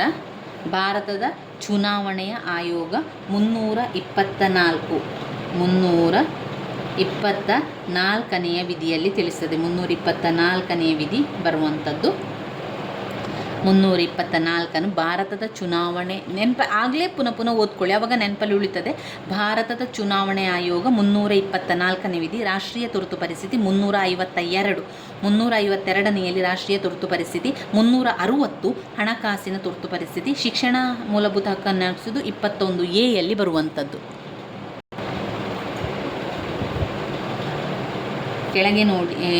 ಕೆಳಗೆ ನೀಡಿರುವಂಥ ಎಲ್ಲ ಹೇಳಿಕೆಗಳನ್ನು ಓದಿರಿ. 3 ಹೇಳಿಕೆಗಳು ಮಾತ್ರ ಸರಿಯಾಗಿದೆ. ಯಾವ 3 ಹೇಳಿಕೆಗಳು ಸರಿಯಾಗಿದೆ? A, C, D ಸರಿಯಾಗಿದೆ ಅಂತೆ. ಸುಚೇತಾ ಕೃಪಾಲಾನಿ ಮಹಾರಾಷ್ಟ್ರ ರಾಜ್ಯದ ಪ್ರಥಮ ಮಹಿಳಾ ಮುಖ್ಯಮಂತ್ರಿ, ತಪ್ಪಾಗಿದೆ. ಅವರು ಉತ್ತರ ಪ್ರದೇಶದ ಮಹಿಳಾ ಮುಖ್ಯಮಂತ್ರಿ. ಡಾಕ್ಟರ್ DM ನಂಜುಂಡಪ್ಪ ಸಮಿತಿಯು ಕರ್ನಾಟಕದಲ್ಲಿನ ಪ್ರಾದೇಶಿಕ ಅಸಮತೋಲನದ ನಿವಾರಣೆಗೆ ಸಂಬಂಧಿಸಿದ್ದಾರೆ. ಅದು ಸರಿಯಾಗಿದೆ. ಡಾಕ್ಟರ್ DM ನಂಜುಂಡಪ್ಪ ಸಮಿತಿ ಕರ್ನಾಟಕದಲ್ಲಿನ ಪ್ರಾದೇಶಿಕ ಅಸಮತೋಲನ ನಿವಾರಣೆಗೆ ಸಂಬಂಧಿಸಿದ್ದಾರೆ. ಇಂದಿರಾ ಗಾಂಧಿ ಭಾರತದ ಪ್ರಪ್ರಥಮ ಮಹಿಳಾ ಪ್ರಧಾನಮಂತ್ರಿ. ಇಂದಿರಾ ಗಾಂಧಿಯವರು ಸರಿಯಾಗಿದೆ. ರಮಾದೇವಿಯವರು ರಾಜ್ಯಪಾಲರು. ಕರ್ನಾಟಕದ ರಾಜ್ಯದ ಪ್ರಥಮ ಮಹಿಳಾ ರಾಜ್ಯಪಾಲರು ರಮಾದೇವಿ, ಕರೆಕ್ಟಾಗಿದೆ. VS ರಮಾದೇವಿ ಕರ್ನಾಟಕ ರಾಜ್ಯದ ಪ್ರಥಮ ಮಹಿಳಾ ರಾಜ್ಯಪಾಲರು. ನಮ್ಮ ಭಾರತದ ಪ್ರಥಮ ಮಹಿಳಾ ಪ್ರಧಾನಿ ಇಂದಿರಾ ಗಾಂಧಿಯವರು. DM ನಂಜುಂಡಪ್ಪ ಸಮಿತಿ ಕರ್ನಾಟಕದಲ್ಲಿ ಪ್ರಾದೇಶಿಕ ಸಮತೋಲನ ನಿವಾರಣೆಗೆ ಸಂಬಂಧಿಸಿದ್ದಾರೆ. ಸುಚೇತಾ ಕೃಪಲಾನಿಯವರು ಉತ್ತರ ಪ್ರದೇಶದ ಪ್ರಥಮ ಮಹಿಳಾ ಮುಖ್ಯಮಂತ್ರಿ. ಸುಚೇತಾ ಕೃಪಲಾನಿ ಉತ್ತರ ಪ್ರದೇಶ ರಾಜ್ಯದ ಪ್ರಥಮ ಮಹಿಳಾ ಮುಖ್ಯಮಂತ್ರಿ, ಮಹಾರಾಷ್ಟ್ರದ್ದಲ್ಲ. ಈ ಕೆಳಗಿನ ಹೇಳಿಕೆಗಳನ್ನು ಓದಿರಿ ಮತ್ತು ಸರಿಯಾದ ಆಯ್ಕೆಯನ್ನು ಆರಿಸಿರಿ ಅಂತ ಕೇಳಿದ್ದಾರೆ. ವಿಶ್ವಸಂಸ್ಥೆ ಎಂಬ ಶಬ್ದವನ್ನು ಫ್ರಾಂಕ್ಲಿನ್ ಡಿ ರೂಸ್ವೆಲ್ಟ್ ಅವರು ಚಾಲ್ತಿಗೆ ತಂದರು. ಎ ಸರಿಯಾಗಿದೆ. ವಿಶ್ವಸಂಸ್ಥೆ ಎಂಬ ಶಬ್ದವನ್ನು ಯಾರು ತಂದದ್ದು? Franklin D Roosevelt. ವಿಶ್ವಸಂಸ್ಥೆ ಎಂಬ ಶಬ್ದವನ್ನು ಫ್ರಾಂಕ್ಲಿನ್ ಡಿ ರೂಸ್ಟ್ ಅವರು ವಿಶ್ವಸಂಸ್ಥೆ ಎಂಬುದನ್ನು ಚಾಲ್ತಿಗೆ ತಂದರು. ಎ ಸರಿಯಾಗಿದೆ. ಆಮೇಲೆ ಸಿ ಸರಿಯಾಗಿದೆ. ಹೀಗೆ ಅಂತಾರಾಷ್ಟ್ರೀಯ ನ್ಯಾಯಾಲಯವು 15 ಮಂದಿ ನ್ಯಾಯಾಧೀಶರನ್ನು ಹೊಂದಿದೆ. ಅಂತಾರಾಷ್ಟ್ರೀಯ ನ್ಯಾಯಾಲಯವು 15 ಮಂದಿ ನ್ಯಾಯಾಧೀಶರನ್ನು ಹೊಂದಿದ್ದಾರೆ. ಸರಿಯಾಗಿದೆ. ಇನ್ನು ವಿಶ್ವಸಂಸ್ಥೆಯ ಭದ್ರತಾ ಸಮಿತಿಯ ಶಾಶ್ವತ ಸದಸ್ಯ ರಾಷ್ಟ್ರಗಳೆಂತ ಹೇಳಿದರೆ ಅಮೇರಿಕಾ, ಸಂಯುಕ್ತ ಸಂಸ್ಥಾನ, ರಷ್ಯಾ, ಫ್ರಾನ್ಸ್, ಚೀನಾ. ಇಟಲಿ ಆಗಿಲ್ಲದ ಕಾರಣ ಅದು ಹೇಳಿಕೆ ಸರಿಯಾಗಿಲ್ಲ. ಅಮೇರಿಕಾ, ಸಂಯುಕ್ತ ಸಂಸ್ಥಾನ, ರಷ್ಯಾ, ಫ್ರಾನ್ಸ್, ಚೀನಾ, ಇಟಲಿ ಅಲ್ಲ. ಅಂತಾರಾಷ್ಟ್ರೀಯ ನ್ಯಾಯಾಲಯವು 15 ಮಂದಿ ನ್ಯಾಯಾಧೀಶರನ್ನು ಒಳಗೊಂಡಿದೆ. ಸರಿಯಾಗಿದೆ. ವಿಶ್ವಸಂಸ್ಥೆಯ ಪ್ರಥಮ ಮಹಾಕಾರ್ಯದರ್ಶಿಯಾಗಿದ್ದ ಲಿಗ್ವೇಲಿ ಅವರು ಸ್ವೀಡನ್ ಅಲ್ಲ, ಅವರು ನಾರ್ವೆ ದೇಶದವರಾಗ್ತಾರೆ. ಟ್ರಿಗ್ವೇಲಿ. ವಿಶ್ವಸಂಸ್ಥೆಯ ಮಹಾ ಕಾರ್ಯದರ್ಶಿಯಾಗಿರುವವರು ಟ್ರಿಗ್ವೇಲಿ ಅವರು ನಾರ್ವೆ ದೇಶದವರಾಗಿದ್ದಾರೆ. ಸ್ವೀಡನ್ ಅಲ್ಲ, ನಾರ್ವೆ ದೇಶದವರಾಗಿದ್ದಾರೆ. ಇನ್ನು ಬರುವಂತಹ ಪ್ರಶ್ನೆ 111ರ ಪ್ರಶ್ನೆ. 111ರಲ್ಲಿ ಯಾವುದು ಪ್ರಶ್ನೆ ಬಂದಿದೆ? ಈ ಕೆಳಗಿನ ಹೇಳಿಕೆಗಳನ್ನು ಓದಿರಿ ಮತ್ತು ತಪ್ಪಾಗಿರುವ ಹೇಳಿಕೆಯನ್ನು ಆರಿಸಿ. ಎಮಿಲೆ ಡರ್ಕಿಮ್ ಅವರು ಸಮಾಜಶಾಸ್ತ್ರವನ್ನು ವಿಜ್ಞಾನವನ್ನಾಗಿ ಮಾಡಲು ಪ್ರಯತ್ನಿಸಿದರು. ಸಮಾಜಶಾಸ್ತ್ರದ ಪಿತಾಮಹ ನಮ್ಮ ಅಗಸ್ಟ್ ಕಾಮ್ಟರವರು ಸಮಾಜಶಾಸ್ತ್ರದ ಪಿತಾಮಹ. ಇವರು ಸಮಾಜಶಾಸ್ತ್ರವನ್ನು ವಿಜ್ಞಾನಕ್ಕೆ ಪರಿವರ್ತನೆ ಮಾಡಬೇಕು, ವಿಜ್ಞಾನವನ್ನಾಗಿ ಮಾಡಲು ಶ್ರಮಿಸಿದವರು ಯಾರು? ಎಮಿಲೆ ಡರ್ಕಿಮ್ ಅವರು ಸಮಾಜಶಾಸ್ತ್ರವನ್ನು ವಿಜ್ಞಾನವಾಗಿ ಶ್ರಮಿಸಿದರು. ಅದು ಸರಿಯಾಗಿದೆ. 1914 ಮದ್ರಾಸ್ ವಿಶ್ವವಿದ್ಯಾನಿಲಯದಲ್ಲಿ ಸಮಾಜಶಾಸ್ತ್ರವನ್ನು ಪರಿಚಯಿಸಲಾಯಿತು. ತಪ್ಪು. ಕಲ್ಚರ್ ಎಂಬ ಪದವು ಲ್ಯಾಟಿನ್ ಪದ ಕೋಲೆರೆ ಎಂಬ ಪದದಿಂದ ಬಂದಿದೆ. ಕೋಲೆರೆ ಎನ್ನುವಂಥದ್ದು ಕಲ್ಚರ್. ಮ್ಯಾಕ್ಸ್ ವೆಬರ್ ಅವರು ನೌಕರಶಾಹಿಯ ಬಗ್ಗೆ ನೌಕರಶಾಹಿಯವರ ಬಗ್ಗೆ ಹೇಳಿರುವಂಥದ್ದು. ಕಲ್ಚರ್ ಎಂಬ ಪದವು ಲ್ಯಾಟಿನ್ ಪದವಾದ ಕೋಲೆರೆ ಎಂಬ ಪದದಿಂದ ಬಂದಿದೆ. ಎಮಿಲೆ ಡರ್ಕಿಮ್ ಅವರು ಸಮಾಜಶಾಸ್ತ್ರವನ್ನು ವಿಜ್ಞಾನವಾಗಿ ಮಾಡಲು ಪ್ರಯತ್ನಿಸಿದರು. ಅದನ್ನು ನೆನಪಲ್ಲಿಟ್ಕೊಳ್ಳಿ. ಇನ್ನು 12ನೇದು ಅಂಡಮಾನ್ ಮತ್ತು ನಿಕೋಬಾರ್. ಈ ಒಂದು ಪ್ರಶ್ನೆ ಹಲವು ಪ್ರಶ್ನೆ ಪತ್ರಿಕೆಯಲ್ಲಿ ನೀವು ನೋಡಿರ್ಬೋದು. ಅಂಡಮಾನ್ ಮತ್ತು ನಿಕೋಬಾರ್ ದ್ವೀಪಗಳಲ್ಲಿ ವಾಸಿಸುವಂಥ ಬುಡಕಟ್ಟು ಜನಾಂಗದವರು ಏನಂತ ಹೇಳ್ತೇವೆ ನಾವು? ಜ್ವಾರ, ಓಂಗೆ, ಸೆಂಟಿನೇಲಿ. ಅಂಡಮಾನ್ ಮತ್ತು ನಿಕೋಬಾರ್ ದ್ವೀಪಗಳಲ್ಲಿ ವಾಸಿಸುವ ಬುಡಕಟ್ಟು ಜನಾಂಗಗಳೆಂದರೆ ಜ್ವಾರ, ಓಂಗೆ, ಸೆಂಟಿನೇಲಿ. ಜ್ವಾಂಗಾ ಓರೆ ಸೆಂಟಿನೇಲಿ, ಜ್ವಾರ್ವಾ, ಓಂಗೆ, ಸೆಂಟಿನೇಲಿ ಅವರು ಅಂಡಮಾನ್ ಮತ್ತು ನಿಕೋಬಾರ್ ದ್ವೀಪಗಳಲ್ಲಿ ವಾಸಿಸುವಂತಹ ಬುಡಕಟ್ಟು ಜನಾಂಗಗಳು. ಕೆಳಗಿನ ಎಲ್ಲ ಹೇಳಿಕೆಗಳನ್ನು ಓದಿರಿ ಮತ್ತು ಯಾವ ಹೇಳಿಕೆಗೆ ಸರಿಯಾಗಿದೆ ಅಂತ ಹೇಳ್ಕೊಳ್ಳಿ. ಪಿತೃಪ್ರಧಾನ ಕುಟುಂಬಗಳು ಪ್ರಾಚೀನ ಭಾರತ, ಚೀನಾ, ರೋಮ್, ಈಜಿಪ್ಟ್ ಮೊದಲಾದ ದೇಶಗಳಲ್ಲಿ ಹಿಂದಿನಿಂದಲೂ ಕೂಡ ಅಸ್ತಿತ್ವದಲ್ಲಿದ್ದು ಈಗಲೂ ಮುಂದುವರಿದುಕೊಂಡು ಬಂದಿದೆ. ಸರಿಯಾಗಿದೆ. ಕೇರಳ ರಾಜ್ಯದ ನಾಯರ್ ಸಮುದಾಯ, ಭಾರತದ ಈಶಾನ್ಯ ರಾಜ್ಯಗಳ ಕೆಲವು ಆದಿವಾಸಿ ಸಮುದಾಯಗಳು ಮಾತೃಪ್ರಧಾನ ವ್ಯವಸ್ಥೆಯನ್ನು ಹೊಂದಿದೆ. ಸರಿಯಾಗಿದೆ. ಸಂವಿಧಾನದ 27ನೇ ವಿಧಿಯು ಅಸ್ಪೃಶ್ಯತೆ ಆಚರಣೆ ನಿಷೇಧಿಸಿದೆ. ಇಲ್ಲ, ಅಸ್ಪೃಶ್ಯತೆ ಆಚರಣೆ 17ನೇ ವಿಧಿಯಲ್ಲಿ ಅಸ್ಪೃಶ್ಯತೆ ಆಚರಣೆ ಇದೆ. ಮಾನವ ಕುಲ ತಾನೊಂದೇ ಚಲಂ ಎಂದು ಹೇಳಿದವರು ಪಂಪಂ. ಅದು ಸರಿಯಾಗಿದೆ. ಅದರಿಂದ ಸರಿಯಿಲ್ಲದಂಥ ಉತ್ತರ ಸಿ. ಮತ್ತೆ ಉಳಿದಿರುವಂಥದ್ದೆಲ್ಲ ಹೇಳಿಕೆಗಳು ಸರಿಯಾಗಿದೆ. ಅವರು ಕೇಳಿದ್ದಾರೆ ಈ ಹೇಳಿಕೆಗಳಲ್ಲಿ ಸಂಬಂಧಿಸಿದಂತೆ ಸರಿಯಾದ ಆಯ್ಕೆಯನ್ನು ಆರಿಸಿ. ಸರಿಯಾದ ಆಯ್ಕೆ ಅಂದರೆ ಸರಿ ಇರುವಂಥದ್ದು 3 ಹೇಳಿಕೆಗಳು ಮಾತ್ರ ಸರಿಯಾಗಿದೆ ಎನ್ನುವಂಥದ್ದು. ಮಾನವ ಕುಲ ತನ್ನೊಂದೇ ಚಲಂ ಅಂತ ಹೇಳಿದವರು ಪಂಪ. ಮಾನವ ಕುಲ ತಾನೊಂದೇ ಚಲಂ ಅಂತ ಹೇಳಿದವರು ಪಂಪರವರು. 114ನೆಯ ಪ್ರಶ್ನೆ. ಬಾಲಕಾರ್ಮಿಕ ಪದ್ಧತಿಯ ಸಮಸ್ಯೆಯನ್ನು ತೊಡೆದುಹಾಕಲು ಕೈಗೊಂಡಿರುವ ಕ್ರಮಗಳಿಗೆ ಸಂಬಂಧಿಸಿದಂತೆ ತಪ್ಪಾಗಿರುವಂಥ ಹೇಳಿಕೆಗಳನ್ನು ಆರಿಸಿ. ತಪ್ಪಾಗಿರುವಂಥ ಹೇಳಿಕೆ: ಬಾಲಕಾರ್ಮಿಕ ನಿಷೇಧ ಮತ್ತು ನಿಯಂತ್ರಣ ಕಾಯ್ದೆ ತಂದದ್ದು 1986ರಲ್ಲಿ ಜಾರಿಗೊಳಿಸಲಾಯಿತು. ಅದರಿಂದ 4ನೇದು ಅಲ್ಲಿ ತಪ್ಪಾಗಿರುವಂಥ ಹೇಳಿಕೆ ಬಾಲಕಾರ್ಮಿಕ ನಿಷೇಧ ನಿಯಂತ್ರಣ ಕಾಯ್ದೆ 1986ರಲ್ಲಿ ಜಾರಿಗೊಳಿಸಲಾಯಿತು. ನಿಷೇಧ ಕಾಯ್ದೆ 1986. ಬಾಲಕಾರ್ಮಿಕ ನಿಷೇಧ ಮತ್ತು ನಿಯಂತ್ರಣದ ಕಾಯ್ದೆ 1986ರಲ್ಲಿ ಜಾರಿಗೊಳಿಸಲಾಯಿತು. 1988ರಲ್ಲಿ ರಾಷ್ಟ್ರೀಯ ಬಾಲ ಕಾರ್ಮಿಕ ಯೋಜನೆಯನ್ನು ಜಾರಿಗೊಳಿಸಲಾಯಿತು. 1988ರಲ್ಲಿ ರಾಷ್ಟ್ರೀಯ ಬಾಲ ಕಾರ್ಮಿಕರ ಯೋಜನೆ 1988. 1987ರಲ್ಲಿ ಬಾಲ ಕಾರ್ಮಿಕರ ಕಲ್ಯಾಣಕ್ಕಾಗಿ ರಾಷ್ಟ್ರೀಯ ನೀತಿಯನ್ನು ಅನುಷ್ಠಾನಗೊಳಿಸಿತು. ಬಾಲ ಕಾರ್ಮಿಕರ ಕಲ್ಯಾಣಕ್ಕಾಗಿ ರಾಷ್ಟ್ರೀಯ ನೀತಿಯನ್ನು ಅನುಷ್ಠಾನಗೊಳಿಸಿತು. 2006ರಲ್ಲಿ ಬಾಲ ಕಾರ್ಮಿಕ, ಬಾಲ ಶ್ರಮ ನಿರ್ಮೂಲನ ಮತ್ತು ಪುನರ್ವಸತೀಕರಣ ಕಾಯ್ದೆಯು ಜಾರಿಗೆ ಬಂದಿತು. 2006ರಲ್ಲಿ ಬಾಲ ಕಾರ್ಮಿಕ ಅಥವಾ ಬಾಲ ಶ್ರಮ ನಿರ್ಮೂಲನ ಮತ್ತು ಪುನರ್ವಸತೀಕರಣ ಕಾಯ್ದೆಯು ಜಾರಿಗೆ ಬಂತು. 1987ರಲ್ಲಿ ಬಾಲ ಕಾರ್ಮಿಕರ ಕಲ್ಯಾಣಕ್ಕಾಗಿ ರಾಷ್ಟ್ರೀಯ ನೀತಿಯನ್ನು ಅನುಷ್ಠಾನಗೊಳಿಸಲಾಯಿತು. 88ರಲ್ಲಿ ರಾಷ್ಟ್ರೀಯ ಬಾಲ ಕಾರ್ಮಿಕರ ಯೋಜನೆಯನ್ನು ಜಾರಿಗೊಳಿಸಲಾಯಿತು. ರಾಷ್ಟ್ರೀಯ ಬಾಲ ಕಾರ್ಮಿಕರ ಯೋಜನೆ 1988ರಲ್ಲಿ. ನಂತರ 2006ರಲ್ಲಿ ಬಾಲ ಕಾರ್ಮಿಕ ಅಥವಾ ಬಾಲ ಶ್ರಮ ನಿರ್ಮೂಲನ ಮತ್ತು ಪುನರ್ವಸತೀಕರಣ ಕಾಯ್ದೆಯು ಕೂಡ ಜಾರಿಗೆ ಬಂದಿತ್ತು. ಅದರಿಂದ ಒಂದು ತಪ್ಪಾಗಿರುವಂಥ ಹೇಳಿಕೆ. ಬಾಲ ಕಾರ್ಮಿಕರ ನಿಷೇಧ ಕಾನೂನು ಬಂದದ್ದು 1986ರಲ್ಲಿ ಜಾರಿಗೊಳಿಸಿರುವಂಥದ್ದು. ಇನ್ನು 115ನೆಯ ಪ್ರಶ್ನೆ, ಕೊಟ್ಟಿರುವ ಹೇಳಿಕೆಗಳನ್ನು ಓದಿರಿ ಮತ್ತು ಸರಿಯಾದ ಆಯ್ಕೆಯನ್ನು ಆರಿಸಿ. ಬಾಲ್ಯ ವಿವಾಹ ನಿಷೇಧ ಕಾಯ್ದೆ 2006ರಲ್ಲಿ ಜಾರಿಗೆ ಬಂದಿತು. ಭಾರತವು ಮಕ್ಕಳ ಹಕ್ಕುಗಳ ಒಡಂಬಡಿಕೆ 1993ರಲ್ಲಿ ಸಹಿ ಮಾಡಿತು. ಪ್ರಸವ ಪೂರ್ವ ಲಿಂಗ ಪರೀಕ್ಷೆ ಪ್ರತಿಬಂಧಕ ಕಾಯ್ದೆ 1994ರಲ್ಲಿ ಜಾರಿಗೆ ತರಲಾಯಿತು. ಮಕ್ಕಳ ಸಹಾಯವಾಣಿ ಸಂಖ್ಯೆ 192 ಆಗಿದೆ. 198 ಮಕ್ಕಳ ಸಹಾಯವಾಣಿ ಬಂದಿರುವಂಥದ್ದು 98 ಅಂದ ಡಿ ತಪ್ಪಾಗಿದೆ. ಮಕ್ಕಳ ಸಹಾಯವಾಣಿ ಕರೆ ಮಾಡುವಂಥದ್ದು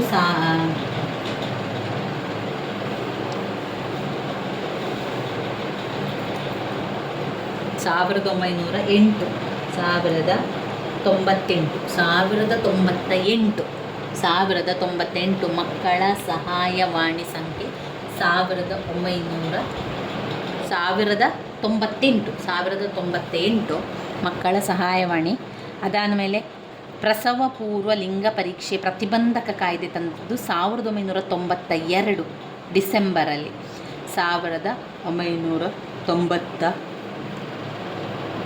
1992ರಲ್ಲಿ ಜಾರಿಗೆ ಬಂದಿರುವಂಥದ್ದು. ಭಾರತದ ಮಕ್ಕಳ ಹಕ್ಕುಗಳ ಒಡಂಬಡಿಕೆ 1989ರಲ್ಲಿ.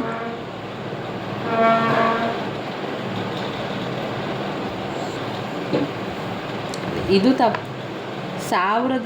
1993 ಭಾರತದ ಮಕ್ಕಳ ಹಕ್ಕುಗಳ ಒಡಂಬಡಿಕೆ ತಪ್ಪಿರುವಂಥದ್ದು. ಅಂದರೆ ಎ ಸರಿಯಾಗಿದೆ ಮತ್ತು ಎ ಮತ್ತು ಸಿ ಸರಿಯಾಗಿರುವಂಥದ್ದು. ಇಲ್ಲಿ ನೋಡಿ, ಎ ಮತ್ತು ಸಿ ಸರಿಯಾಗಿರುವಂಥದ್ದು. ಯಾಕೆ ಅಂತ ಹೇಳಿದರೆ, ಬಾಲ್ಯ ವಿವಾಹ ನಿಷೇಧ ಕಾಯ್ದೆ ಬಂದದ್ದು 2006ರಲ್ಲಿ.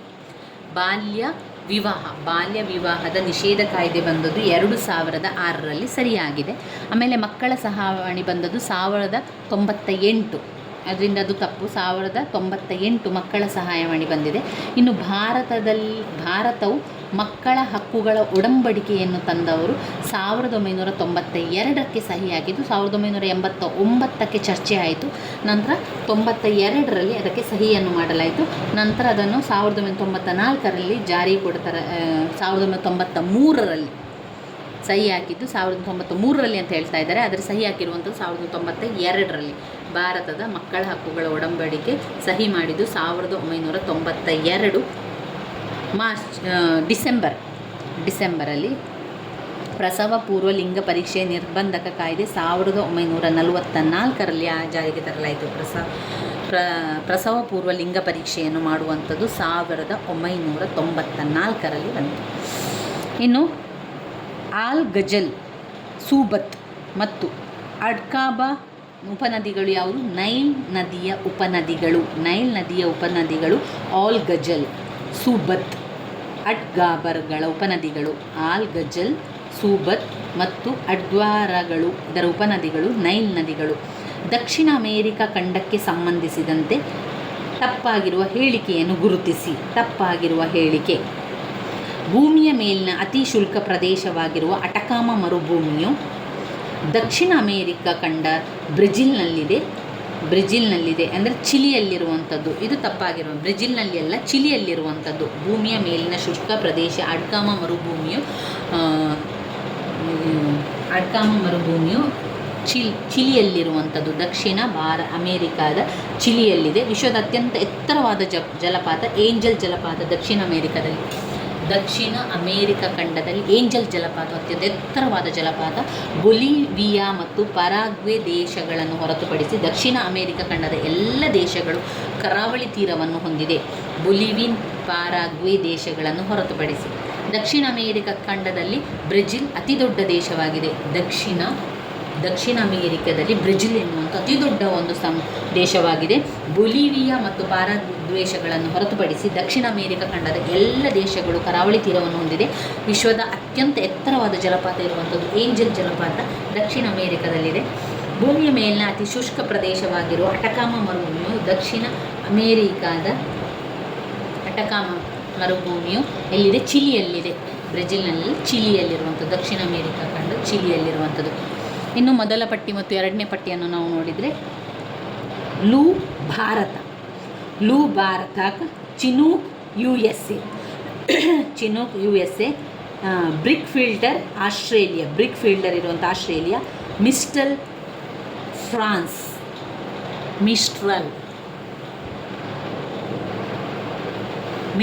ಎನ್ನುವಂಥದ್ದು ಫ್ರಾನ್ಸ್, ಅನ್ನುವಂಥದ್ದು ಭಾರತ, ಚಿನೂಕ್ ಅಂದರೆ USA, ಬ್ರಿಕ್ ಫೀಲ್ಡರ್ ಆಸ್ಟ್ರೇಲಿಯಾ,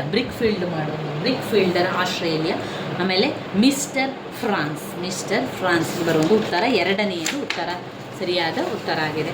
ಇನ್ನು ಕೆಳಗಿನ ಹೇಳಿಕೆಗಳನ್ನು ಓದಿರಿ ಮತ್ತು ಸರಿಯಾದ ಆಯ್ಕೆಯನ್ನು ಬರೆಯಿರಿ. 2024ರಲ್ಲಿ ಇದೇ ರೀತಿ ಪ್ರಶ್ನೆಯನ್ನು ಕೊಟ್ಟಿದ್ದಾರೆ. ಇನ್ನು ಇದೇ ರೀತಿ ಪ್ರಶ್ನೆಗಳನ್ನು ಕೊಡ್ತಾರೆ ಎನ್ನುವಂಥದ್ದು ವಿಚಾರ. ಕರ್ನಾಟಕದ ಕರಾವಳಿ ತೀರದ ಉದ್ದ 320 ಸರಿಯಾಗಿದೆ. ಕರ್ನಾಟಕದ ತೀರದ ಉದ್ದ 320 ಕಿಲೋಮೀಟರ್. 2. ಭಾಷಾವಾರು ಪ್ರಾಂತ್ಯಗಳ ವಿಂಗಡಣೆಯ ಫಲವಾಗಿ ಕರ್ನಾಟಕ ರಾಜ್ಯಕ್ಕೆ ಸಮುದ್ರ ತೀರ ಹಾಗೂ ಕರಾವಳಿ ಮೈದಾನ ಲಭ್ಯವಾಗಿತ್ತು. ಸರಿಯಾಗಿದೆ. ಮುಳ್ಳಯ್ಯನಗಿರಿ ಕರ್ನಾಟಕದಲ್ಲಿ ಅತ್ಯಂತ ಎತ್ತರವಾದ ಶಿಖರವಾಗಿದೆ. ಸರಿ. ಚಿತ್ರದುರ್ಗದಲ್ಲಿ ಮಧುಗಿರಿ ಬೆಟ್ಟ ಅಲ್ಲ, ಅಲ್ಲಿ ಕಲ್ಲಿನ ಕೋಟೆ ಇರುವಂಥದ್ದು. ಚಿತ್ರದುರ್ಗ ಮಧುಗಿರಿ ಬೆಟ್ಟ ತಪ್ಪಾಗಿರುವಂಥದ್ದು. ABC ಸರಿಯಾಗಿದೆ. 20ನೇದು ತಪ್ಪಾದ ಜೋಡಿಯನ್ನು ಆರಿಸಿ. ತುಂಗಭದ್ರಾ ಅಣೆಕಟ್ಟು ವಿಜಯನಗರ ಜಿಲ್ಲೆ. ತುಂಗಭದ್ರಾ ಅಣೆಕಟ್ಟು ವಿಜಯನಗರ ಜಿಲ್ಲೆ. ಹಾರಂಗಿ ಅಣೆಕಟ್ಟು ಕೊಡಗು ಜಿಲ್ಲೆ. ಕೃಷ್ಣರಾಜಸಾಗರ ಅಣೆಕಟ್ಟು ಅಂತ ಹೇಳಿದ ಕೂಡಲೇ ನಮಗೆ ಮೈಸೂರು ನೆನಪಾಗ್ತದೆ, ಆದರೆ ಯಾವ ಜಿಲ್ಲೆ ಅಂತ ಗೊತ್ತಿಲ್ಲ. ಅದು ಮಂಡ್ಯ ಜಿಲ್ಲೆಯಲ್ಲಿದೆ. ಕೃಷ್ಣರಾಜಸಾಗರ ಅಣೆಕಟ್ಟು ಮಂಡ್ಯ ಜಿಲ್ಲೆಯಲ್ಲಿರುವಂಥದ್ದು. ಕಾರಂಜ ಅಣೆಕಟ್ಟು ಬರುವಂಥದ್ದು ಬೀದರ್ ಜಿಲ್ಲೆಯಲ್ಲಿ. ಹಾರಂಗಿ ಅಣೆಕಟ್ಟು ಕೊಡಗಿನಲ್ಲಿ, ಕಾರಂಜ ಅಣೆಕಟ್ಟು ಬೀದರ್ ಜಿಲ್ಲೆ. ತಪ್ಪಾದ ಜೋಡಿಯನ್ನು ಗುರುತಿಸಬೇಕು. ಮೊದಲಿಗೆ ಸರಿಯಾದ ಆಯ್ಕೆಯನ್ನು ನೋಡ್ಕೊಳ್ಳೋ. ಕರ್ನಾಟಕದ ಕರಾವಳಿ ತೀರದ ಉದ್ದ 320 ಕಿಲೋಮೀಟರ್ ಸರಿಯಾಗಿದೆ. ಆಮೇಲೆ ಭಾಷಾವಾರು ಪ್ರಾಂತ್ಯಗಳ ವಿಂಗಡಣೆಯ ಫಲವಾಗಿ ಕರ್ನಾಟಕ ರಾಜ್ಯಕ್ಕೆ ಸಮುದ್ರ ತೀರ ಹಾಗೂ ಕರಾವಳಿ ಮೈದಾನ ಲಭ್ಯವಾಯಿತು. ಸರಿ. ಮುಳ್ಳಯ್ಯನಗಿರಿ ಕರ್ನಾಟಕದಲ್ಲಿ ಅತ್ಯಂತ ಎತ್ತರವಾದ ಶಿಖರವಾಗಿದೆ. ಸರಿ. ಚಿತ್ರದುರ್ಗ ಜಿಲ್ಲೆಯಲ್ಲಿ ಇದು ಮಧುಗಿರಿ ಬೆಟ್ಟ ಅಲ್ಲ, ಕೋಟೆ ಇರುವಂಥದ್ದು. ABC ಸರಿಯಾಗಿದೆ. ಇನ್ನು ತಪ್ಪಾದ ಜೋಡಿ. ತುಂಗಭದ್ರಾ ಅಣೆಕಟ್ಟು ವಿಜಯನಗರ ಜಿಲ್ಲೆಯಲ್ಲಿದೆ. ತುಂಗಭದ್ರಾ ಅಣೆಕಟ್ಟು ಎಲ್ಲಿದೆ? ವಿಜಯನಗರ ಜಿಲ್ಲೆಯಲ್ಲಿದೆ. ಹಾರಂಗಿ ಅಣೆಕಟ್ಟು ಕೊಡಗು ಜಿಲ್ಲೆಯಲ್ಲಿದೆ. ಕಾರಂಜ ಅಣೆಕಟ್ಟು ಬೀದರ್ ಜಿಲ್ಲೆಯಲ್ಲಿದೆ. ಕಾರಂಜ ಅಣೆಕಟ್ಟು ಬೀದರ್ ಜಿಲ್ಲೆ. ಹಾರಂಗಿ ಅಣೆಕಟ್ಟು ಕೊಡಗು ಜಿಲ್ಲೆ. ಕೃಷ್ಣರಾಜ ಅಣೆಕಟ್ಟು ನಾವು ಮೈಸೂರು ಅಂತ ನೆನಪಲ್ಲಿ ಇಟ್ಕೊಂಡಿದ್ರು ಕೂಡ, ಆದರೆ ಅದು ಮಂಡ್ಯ ಜಿಲ್ಲೆಯಲ್ಲಿರುವಂಥದ್ದು. ಮಂಡ್ಯ ಜಿಲ್ಲೆಯಲ್ಲಿ ಕೃಷ್ಣರಾಜ ಅಣೆಕಟ್ಟು, KRS ಡ್ಯಾಮ್. ಓದಿರಿ ಮತ್ತು ಸರಿಯಾದ ಆಯ್ಕೆಯನ್ನು ಆರಿಸಿ. 121ನೇದು ABCD ಸರಿಯಾಗಿರುವಂಥದ್ದು. 4 ಕೂಡ ಸರಿಯಾಗಿದೆ ಇದರಲ್ಲಿ. ಬಾದಾಮಿ, ಐಹೊಳೆ, ಪಟ್ಟದಕಲ್ಲು ಬಾಗಲಕೋಟೆ ಜಿಲ್ಲೆಯಲ್ಲಿದೆ. ಬಾದಾಮಿ, ಐಹೊಳೆ, ಪಟ್ಟದಕಲ್ಲು ಎಲ್ಲಿದೆ? ಬಾಗಲಕೋಟೆ ಜಿಲ್ಲೆಯಲ್ಲಿದೆ. 2. ನಾಗರಹೊಳೆ ರಾಷ್ಟ್ರೀಯ ಉದ್ಯಾನವನವನ್ನು ರಾಜೀವ್ ಗಾಂಧಿ ರಾಷ್ಟ್ರೀಯ ಉದ್ಯಾನವೆಂದು ಕರೆಯುತ್ತಾರೆ. ನಾಗರಹೊಳೆ ರಾಷ್ಟ್ರೀಯ ಉದ್ಯಾನವನವನ್ನು ಏನು ಕರೀತಾರೆ? ರಾಜೀವ್ ಗಾಂಧಿ ರಾಷ್ಟ್ರೀಯ ಉದ್ಯಾನವನ ಎಂದು ಕರೆಯುತ್ತಾರೆ. ಹೊರನಾಡು ಯಾತ್ರಾ ಸ್ಥಳ ಚಿಕ್ಕಮಗಳೂರು ಜಿಲ್ಲೆಯಲ್ಲಿದೆ. ಹೊರನಾಡು ಯಾತ್ರಾ ಸ್ಥಳ ಚಿಕ್ಕಮಗಳೂರು ಜಿಲ್ಲೆಯಲ್ಲಿದೆ, ಸರಿಯಾಗಿದೆ. ಮಂಡಗದ್ದೆ ಪಕ್ಷಿಧಾಮವು ಶಿವಮೊಗ್ಗ ಜಿಲ್ಲೆಯಲ್ಲಿದೆ. ಮಂಡಗದ್ದೆ ಪಕ್ಷಿಧಾಮ ಎಲ್ಲಿದೆ? ಶಿವಮೊಗ್ಗ ಜಿಲ್ಲೆಯಲ್ಲಿದೆ. ಇದು ಸರಿಯಾಗಿದೆ. 122ನೆಯ ಪ್ರಶ್ನೆ, ಈ ಯೋಜನೆ ಮುಖ್ಯ ಉದ್ದೇಶ ಪ್ರವಾಹಗಳ ನಿಯಂತ್ರಣ ಮಾಡುವಂಥದ್ದು. ಇದು ಒಂದು ಯೋಜನೆ ಅಂತ ನಮಗೆ ಗೊತ್ತಾಗ್ತದೆ. ಈ ಒಂದು ಯೋಜನೆಯ ಉದ್ದೇಶ ಏನಾಗಿತ್ತು? ಪ್ರವಾಹಗಳನ್ನೆಲ್ಲ ನಿಯಂತ್ರಣ ಮಾಡುವಂಥದ್ದು ಈ ಯೋಜನೆಯ ಉದ್ದೇಶ ಆಗಿತ್ತು. ಭಾರತ ಮತ್ತು ನೇಪಾಳ ರಾಷ್ಟ್ರಗಳ ನಡುವಿನ ಜಂಟಿ ಯೋಜನೆಯಾಗಿದೆ. ಇದೇನಾಗಿರ್ತದೆ ಅಂದರೆ ಕೇವಲ ಭಾರತ ಮಾತ್ರ ಅಲ್ಲ ಮಾಡಿದ್ದು, ಇದು ಭಾರತ ಮತ್ತು ನೇಪಾಳ 2 ರಾಷ್ಟ್ರಗಳ ನಡುವಿನ ಒಂದು ಜಂಟಿ ಯೋಜನೆಯಾಗಿದೆ. ಭಾರತ ಮತ್ತು ನೇಪಾಳದ ಗಡಿಯಲ್ಲಿ ಬರುವ ಹನುಮಾನ್ ನಗರ ಎಂಬಲ್ಲಿ ಈ ಯೋಜನೆಯ ಅಣೆಕಟ್ಟನ್ನು ನಿರ್ಮಿಸಲಾಗಿದೆ. ಭಾರತ ಮತ್ತು ನೇಪಾಳದ ಹನುಮಾನ್ ನಗರ ಎನ್ನುವಲ್ಲಿ ಈ ಒಂದು ಯೋಜನೆಯ ಅಣೆಕಟ್ಟನ್ನು ಮಾಡಿರುವಂಥದ್ದು. ಆ ಯೋಜನೆ ಯಾವುದು? ಅದು ಕೋಸಿ ಯೋಜನೆ ಎನ್ನುವಂಥದ್ದು. ಯಾವಾಗ? 1954ರಲ್ಲಿ ಪ್ರವಾಹ ನಿಯಂತ್ರಣಕ್ಕೆ ಮಾಡಿರುವಂಥದ್ದು. 1954ರಲ್ಲಿ ಕೋಸಿ ಯೋಜನೆ 1954ರಲ್ಲಿ ಮಾಡಿರುವಂಥದ್ದು. ಯಾವುದು? ಕೋಸಿ ಯೋಜನೆ. ನೆನಪಲ್ಲಿ ಇಟ್ಕೊಳ್ಳಿ. ಕೋಸಿ ಯೋಜನೆಯು ಭಾರತ ಮತ್ತು ನೇಪಾಳದ ಜಂಟಿಯಾಗಿ ಮಾಡಿರುವಂತಹ ಒಂದು ಯೋಜನೆ. ಇದು ಪ್ರವಾಹವನ್ನು ನಿಯಂತ್ರಣ ಮಾಡಲಿಕ್ಕೆ ಮಾಡಿದಂತಹ ಯೋಜನೆ. ಇದು ಭಾರತ ಮತ್ತು ನೇಪಾಳದ ಗಡಿ ಅಂದರೆ ಹನುಮನ್ ನಗರ ಎನ್ನುವಂಥಲ್ಲಿ ಈ ಒಂದು ಅಣೆಕಟ್ಟನ್ನು ಕಟ್ಟಿದ್ದಾರೆ. ಅದು ಕೋಸಿ ಯೋಜನೆ ಎನ್ನುವಂಥದ್ದು. ಇನ್ನು 123ರಲ್ಲಿ ತಪ್ಪಾದ ಜೋಡಿಯನ್ನು ಗುರುತಿಸಿ ಎನ್ನುವಂಥದ್ದು. ಕಾಂಡ್ಲಾ ಬಂದರು ಗುಜರಾತ್. ಕಾಂಡ್ಲಾ ಬಂದರು ಇರುವಂಥದ್ದು ಗುಜರಾತಿನಲ್ಲಿ. ಪಾರಾದೀಪ ಬಂದರು ಒಡಿಶಾ. ಹಾಲ್ಡಿಯ ಬಂದರು ಪಶ್ಚಿಮ ಬಂಗಾಳ. ತುತುಕುಡಿ ಅಥವಾ ಟ್ಯುಟಿಕೋರಿನ್ ಬಂದರು ಬಂದಿರುವಂಥದ್ದು ಕೇರಳ ಎನ್ನುವಂಥದ್ದು ತಪ್ಪಾದ ಒಂದು ಜೋಡಿಯಾಗುತ್ತದೆ. ಕಾಂಡ್ಲಾ ಬಂದರು ಗುಜರಾತ್. ನೆನಪಲ್ಲಿಟ್ಕೊಳ್ಳಿ. ಕಾಂಡ್ಲಾ ಬಂದರು ಇಲ್ಲಿ ಇರುವಂಥದ್ದು. ಕಾಂಡ್ಲಾ ಬಂದರು ಬಂದಿರುವಂಥದ್ದು ಗುಜರಾತಿನಲ್ಲಿ ಕಾಂಡ್ಲಾ ಬಂದರು ಇದೆ. ಇನ್ನು ಪಾರಾದೀಪ ಬಂದರು ಪಾರಾದೀಪ ಬಂದರು ಇರುವಂಥದ್ದು ಒಡಿಶಾದಲ್ಲಿ. ಆಮೇಲೆ ಹಾಲ್ಡಿಯ ಬಂದರು ಪಶ್ಚಿಮ ಬಂಗಾಳದಲ್ಲಿ ಹಾಲ್ಡಿಯ ಬಂದರು ಇರುವಂಥದ್ದು. ತುತುಕುಡಿ ಟ್ಯುಟಿಕೋರನ್ ಬಂದರು ಕೇರಳದಲ್ಲಿ ತಪ್ಪಾಗಿರುವಂಥದ್ದು. ಇನ್ನು ಹೊಂದಿಸಿ ಸರಿಯಾದ ಉತ್ತರವನ್ನು ಬರಲಿಕ್ಕೆ ಗೋದಾವರಿಯಲ್ಲಿ ತ್ರಯಂಬಕೇಶ್ವರ, ಗೋದಾವರಿ ನದಿಯ ಪಕ್ಕ ತ್ರಯಂಬಕೇಶ್ವರ. ಕೃಷ್ಣ ಮಹಾಬಲೇಶ್ವರ. ತಪದಿ ತಾಪಿಯಲ್ಲಿ ಮುಲ್ತಾಯಿ. ಮಹಾನದಿ ಸಿಹಾವ.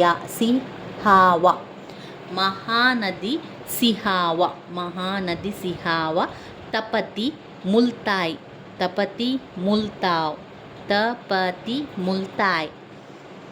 ಕೃಷ್ಣ ಮಹಾಬಲೇಶ್ವರ. ಗೋದಾವರಿ ತ್ರಯಂಬಕೇಶ್ವರ ಅಂತ ನೆನಪಲ್ಲಿಟ್ಕೊಳ್ಳಿ. ಉತ್ತರ 1ನೇದು ಸರಿಯಾದ ಉತ್ತರ ಆಗಿದೆ. ಇನ್ನು 125ನೇ ಪ್ರಶ್ನೆ, ನೋಕ್ರೆಕ್ ಜೈವಿಕ ಸಂರಕ್ಷಣಾ ವಲಯ ಈ ಕೆಳಕಂಡ ರಾಜ್ಯದಲ್ಲಿದೆ. ನೋಕ್ರೆಕ್ ಜೈವಿಕ ಸಂರಕ್ಷಣಾ ವಲಯ, ನೋಕ್ರೆಕ್ ಎನ್ನುವಂಥ ಜೈವಿಕ ಸಂರಕ್ಷಣಾ ವಲಯ ಇರುವಂಥದ್ದು ಮೇಘಾಲಯದಲ್ಲಿ.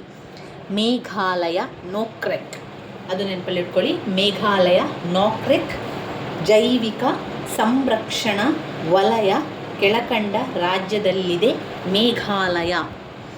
ದೇವನಹಳ್ಳಿಯಲ್ಲಿ ಹೆಚ್ಚಾಗಿ ಬೆಳೆಯುವ ಚಕ್ಕೋತ ಹಣ್ಣುಗಳನ್ನು ಶಿಮ್ಲಾದಲ್ಲಿ ದೊರೆಯುವಂತೆ ಮಾಡಿದಾಗ ಸೃಷ್ಟಿಯಾಗುವ ಉಪಯುಕ್ತತೆಯನ್ನು ಏನು ಹೇಳ್ತೇವೆ ನಾವು? ಅದು ಸ್ಥಳದ ಉಪಯುಕ್ತತೆ. ಯಾಕಂದರೆ ದೇವನಹಳ್ಳಿಯಲ್ಲಿ ಅದನ್ನು ಬೆಳೆಸ್ತಾರೆ, ಅದನ್ನು ಶಿಮ್ಲಾದಲ್ಲಿ ಹೋಗಿ ಮಾಡ್ತಾ ಇದ್ದಾರೆ ಅಂತ ಹೇಳಿದರೆ ಅಲ್ಲಿ ಸೃಷ್ಟಿಯಾಗುವ ಒಂದು ಉಪಯುಕ್ತ ಅಂತ ಹೇಳಿದರೆ ಅದು ಸ್ಥಳದ ಉಪಯುಕ್ತವಾಗಿರುವಂಥದ್ದು, ಸ್ಥಳದ ಉಪಯುಕ್ತತೆ.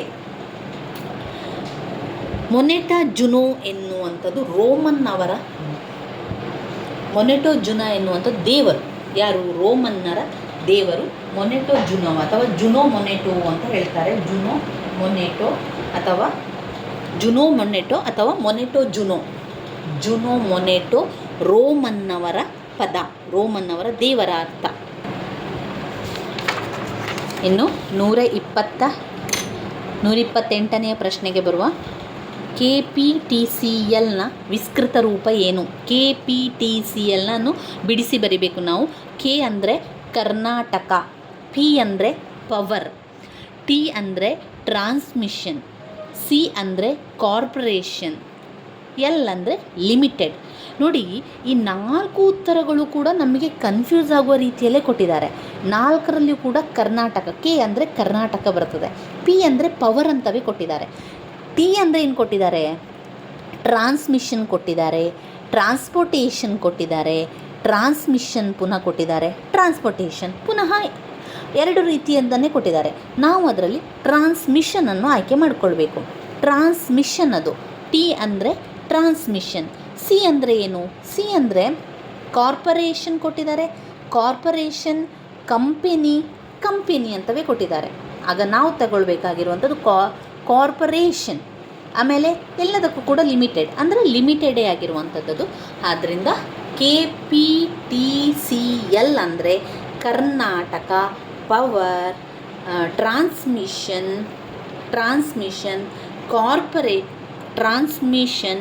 Corporation limited. ಇನ್ನೊಮ್ಮೆ ಹೇಳ್ತೇನೆ, KPTCL ಅಂದರೆ Karnataka power, transmission, corporation limited. Karnataka power transmission corporation limited. ಕೆಳಗಿನ ತಪ್ಪಾದ ಜೋಡಿಯನ್ನು ಆಯ್ಕೆ ಮಾಡಿ ಅಂತ ಕೊಟ್ಟಿದ್ದಾರೆ. 5ನೆಯ ಪಂಚವಾರ್ಷಿಕ ಯೋಜನೆ ತಪ್ಪಾಗಿರುವಂಥದ್ದು. ಉಳಿದಿರುವಂಥದ್ದು 1ನೆಯ ಪಂಚವಾರ್ಷಿಕ ಯೋಜನೆ 1951ರಿಂದ 56ರ ತನಕ ಇದೆ. 2ನೆಯ ಪಂಚವಾರ್ಷಿಕ ಯೋಜನೆ 56ರಿಂದ 61ರ ತನಕ ಇದೆ. 3ನೇ ಪಂಚವಾರ್ಷಿಕ ಯೋಜನೆ 61ರಿಂದ 66ರ ತನಕ ಇದೆ. 4ನೇ ಪಂಚವಾರ್ಷಿಕ ಯೋಜನೆ 69ರಿಂದ 74ರ ತನಕ ಇದೆ. 5ನೇ ಪಂಚವಾರ್ಷಿಕ ಯೋಜನೆ 74ರಿಂದ 78ರ ತನಕ ಇರಬೇಕು. ಇಲ್ಲಿ 79 ಅಂತ ಕೊಟ್ಟಿದ್ದಾರೆ. 6ನೇ ಪಂಚವಾರ್ಷಿಕ ಯೋಜನೆ 80ರಿಂದ 85. 12ನೇ ಪಂಚವಾರ್ಷಿಕ ಯೋಜನೆ 12ರಿಂದ 2017 ಅಂತ. ಇಲ್ಲಿ ನಾವು ಪಂಚವಾರ್ಷಿಕ ಯೋಜನೆಯ ಇಸವಿಗಳು ಸ್ವಲ್ಪ ನೆನಪಲ್ಲಿ ಇಟ್ಕೊಳ್ಬೇಕು. 5ನೇ ಪಂಚವಾರ್ಷಿಕ ಯೋಜನೆ 1974, 75, 76, 77, 78ರ ತನಕ ಇರುವಂಥದ್ದು. ನಂತರ 80ರಿಂದ 85 ಎಲ್ಲ 5 ವರ್ಷ. 1ನೇ ಪಂಚವಾರ್ಷಿಕ 51ರಿಂದ 56, 51, 52, 53, 54, 55, 56, 56ರಿಂದ 61, 61ರಿಂದ 66, 66ರ ನಂತರ 69, 70, 71, 72, 73, 74ರ ತನಕ ಇದೆ. 74ರಿಂದ 78ರ ತನಕ ಆಗಬೇಕು. ಇನ್ನು 130ನೇಲಿ ನೀಲಿ ಕ್ರಾಂತಿ ಅಂದರೆ ಮೀನುಗಳ ಉತ್ಪಾದನೆಗೆ ನಾವು ನೀಲಿ ಕ್ರಾಂತಿ ಅಂತ ಹೇಳುವಂಥದ್ದು. ಹಳದಿ ಕ್ರಾಂತಿಗೆ ಎಣ್ಣೆ ಬೀಜಗಳ ಉತ್ಪಾದನೆಗೆ ಹಳದಿ ಕ್ರಾಂತಿ ಅಂತ ಹೇಳೋದು. ಬೆಳ್ಳಿ ಕ್ರಾಂತಿ ಅಂತ ಬಂದಾಗ ಮೊಟ್ಟೆಯನ್ನು ಬೆಳ್ಳಿ ಅಂತ ಹೇಳುವಂಥದ್ದು. ಬಿಳಿ ಕ್ರಾಂತಿ ಅಂತ ಬಂದಾಗ ಅದು ಹಾಲನ್ನು ಬಿಳಿ ಕ್ರಾಂತಿ ಅಂತ ಹೇಳುವಂಥದ್ದು. ನೆನಪಲ್ಲಿ ಇಟ್ಕೊಳ್ಳಿ. ಮೊಟ್ಟೆ ಯಾವಾಗಲೂ ಮೊಟ್ಟೆ ಕ್ರಾಂತಿ, ಬೆಳ್ಳಿ ಅಂತ ನೆನಪಲ್ಲಿ ಇಟ್ಕೊಳ್ಳಿ. ಮೊಟ್ಟೆಯ ಒಂದು ಉತ್ಪಾದನೆ ಅದು ಬೆಳ್ಳಿ ಕ್ರಾಂತಿಗೆ ಬರ್ತದೆ. ಹಾಲು ಯಾವಾಗಲೂ ಬಿಳಿ ಕ್ರಾಂತಿಗೆ ಬರ್ತದೆ. ಆಮೇಲೆ ನೀಲಿ ಯಾವುದಕ್ಕೆ ಯಾವಾಗಲೂ ಬರುವಂಥದ್ದು? ಮತ್ಸ್ಯ, ಮೀನು ಅಂತ ಬಂದಾಗ ಅದು ನೀಲಿ. ಯಾಕಂದರೆ ನೀಲಿ ಅಂತ ಹೇಳಿದ ಕೂಡಲೇ ನೀರಿನ ಬಣ್ಣ, ನೀರನ್ನು ನಾವು ನೀಲಿ ಅಂತ ಹೇಳುವಂಥದ್ದು. ಆ ರೀತಿಯಾಗಿ ನೀಲಿ ಉತ್ಪಾದನೆ, ನೀಲಿ ಕ್ರಾಂತಿಯನ್ನು ಮೀನು ಉತ್ಪಾದನೆಗೆ. ಆಮೇಲೆ ಬೆಳ್ಳಿ ಅಂತ ಬಂದಾಗ ಮೊಟ್ಟೆ ಉತ್ಪಾದನೆ, ಬಿಳಿ ಅಂತ ಬಂದಾಗ ಹಾಲಿನ ಉತ್ಪಾದನೆ, ಹಾಗೆ ಹಳದಿ ಬಣ್ಣ ಅಂದರೆ ಎಣ್ಣೆ ಉತ್ಪಾದನೆ, ಎಣ್ಣೆ ಬೀಜ ಅದೆಲ್ಲ ಕೂಡ ಒಂದು ರೀತಿಯ ಹಳದಿ ಬಣ್ಣ ಉತ್ಪಾದನೆ ಆಯಿತು. ಇದು 4ನೇದು ಉತ್ತರ ಸರಿಯಾಗಿದೆ. 131ನೇ ಪ್ರಶ್ನೆ, ಓದಿರಿ ಮತ್ತು ತಪ್ಪಾಗಿರುವ ಹೇಳಿಕೆಯನ್ನು ಆರಿಸಿ. 3ನೆಯ ಉತ್ತರ ತಪ್ಪಾಗಿರುವಂಥ ಹೇಳಿಕೆ ಅದು ನಾಗರಿಕ ಆಡಳಿತ ವೆಚ್ಚ, ರಕ್ಷಣಾ ವೆಚ್ಚ, ಬಡ್ಡಿ ಪಾವತಿ ಇವುಗಳು ಯೋಜನಾ ವೆಚ್ಚದ ಭಾಗವಾಗಿದೆ ಅಂತ ಹೇಳುವಂಥದ್ದು ತಪ್ಪಾಗಿದೆ. ಮತ್ತು ಉಳಿದಿರುವಂಥದ್ದು ಸರಿಯಾಗಿದೆ. ಓದ್ತಾ ಹೋಗುವ. ಭಾರತದಲ್ಲಿ ಹಣಕಾಸು ವರ್ಷವು ಆ ವರ್ಷದ ಏಪ್ರಿಲ್ 1ರಂದು ಪ್ರಾರಂಭವಾಗಿ ಅದರ ಮುಂದಿನ ವರ್ಷ ಮಾರ್ಚ್ 31ರಂದು ಮುಕ್ತಾಯವಾಗುತ್ತದೆ. ಸರಿ. ಭಾರತೀಯ ರೈಲ್ವೆ ಗಳಿಸುವ ನಿವ್ವಳ ಲಾಭವು ಕೇಂದ್ರ ಸರ್ಕಾರದ ತೆರಿಗೆಯೇತರ ಆದಾಯವಾಗಿದೆ. ಸರಿ. ವೈಯಕ್ತಿಕ ಆದಾಯ ತೆರಿಗೆಯು ಪ್ರತ್ಯಕ್ಷ ತೆರಿಗೆಯಾಗಿದೆ. ವೈಯಕ್ತಿಕ ಆದಾಯ ತೆರಿಗೆ ಪ್ರತ್ಯಕ್ಷ ತೆರಿಗೆಯಾಗಿರುವಂಥ ಸರಿಯಾಗಿದೆ. ಅದರಿಂದ ನಾಗರಿಕ ಆಡಳಿತ ವೆಚ್ಚ, ರಕ್ಷಣಾ ವೆಚ್ಚ, ಬಡ್ಡಿ ಪಾವತಿ ಇದು ಯೋಜನಾ ವೆಚ್ಚದ ಭಾಗವಾಗಿದೆ ಎನ್ನುವಂಥ ತಪ್ಪಾಗಿದೆ. 132ನೆಯ ಪ್ರಶ್ನೆ.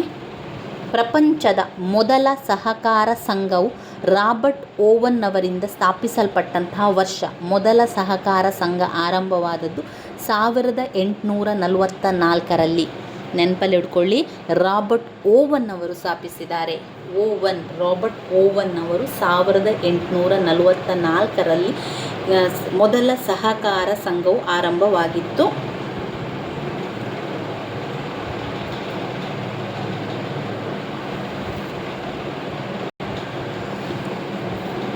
ಪ್ರಪಂಚದ ಮೊದಲ ಸಹಕಾರ ಸಂಘವನ್ನು ಸ್ಥಾಪನೆ ಮಾಡಿದ್ದು 1844ರಲ್ಲಿ. ಯಾರು? ರಾಬರ್ಟ್ ಓವನ್ ಅವರು. ಇನ್ನೊಂದು ಪ್ರಶ್ನೆಯಲ್ಲಿ ನಮಗೆ ಅದನ್ನೇ ಉಲ್ಟಾ ಮಾಡಿ ಕೂಡ ಕೊಡ್ಬೋದು. ಅದಕ್ಕೆ ನೆನಪಲ್ಲಿಡ್ಕೊಳ್ಳಿ, 1844ರಲ್ಲಿ ಮೊದಲ ಸಹಕಾರ ಸಂಘವನ್ನು ಸ್ಥಾಪನೆ ಮಾಡಿದವರು ಯಾರು ಅಂತ ಕೇಳಿದರೆ ನಾವು ಬರಿಬೇಕು ರಾಬರ್ಟ್ ಓವನ್ ಅವರು. ರಾಬರ್ಟ್ ಓವನ್ ಅವರು ಮೊದಲ ಸಹಕಾರ ಸಂಘ ಸ್ಥಾಪನೆ ಮಾಡಿದವರು 1844. ಈ ಕೆಳಕಂಡ ಸಂವಿಧಾನ ತಿದ್ದುಪಡಿಯ ಕಾಯ್ದೆಯ ಮೂಲಕ ದೇಶದಾದ್ಯಂತ ಏಕರೂಪದ ಪಂಚಾಯತ್ ರಾಜ್ಯ ಸಂಸ್ಥೆ ಅಸ್ತಿತ್ವಕ್ಕೆ ತರಲಾಯಿತು.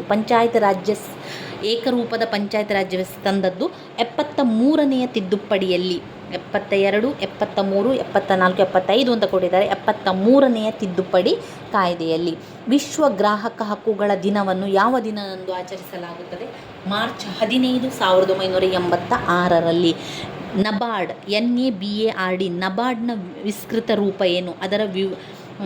ಅದನ್ನು ವಿವರವಾಗಿ ತಿಳಿಸಿ ಅಂತ ಕೇಳಿದ್ದಾರೆ. ಎನ್ ಅಂದರೆ ನ್ಯಾಷನಲ್, ಎ ಅಂದರೆ ಬ್ಯಾಂಕ್, ಬಿ ಅಂದರೆ for, national bank for, A ಅಂದರೆ ಅಗ್ರಿಕಲ್ಚರ್,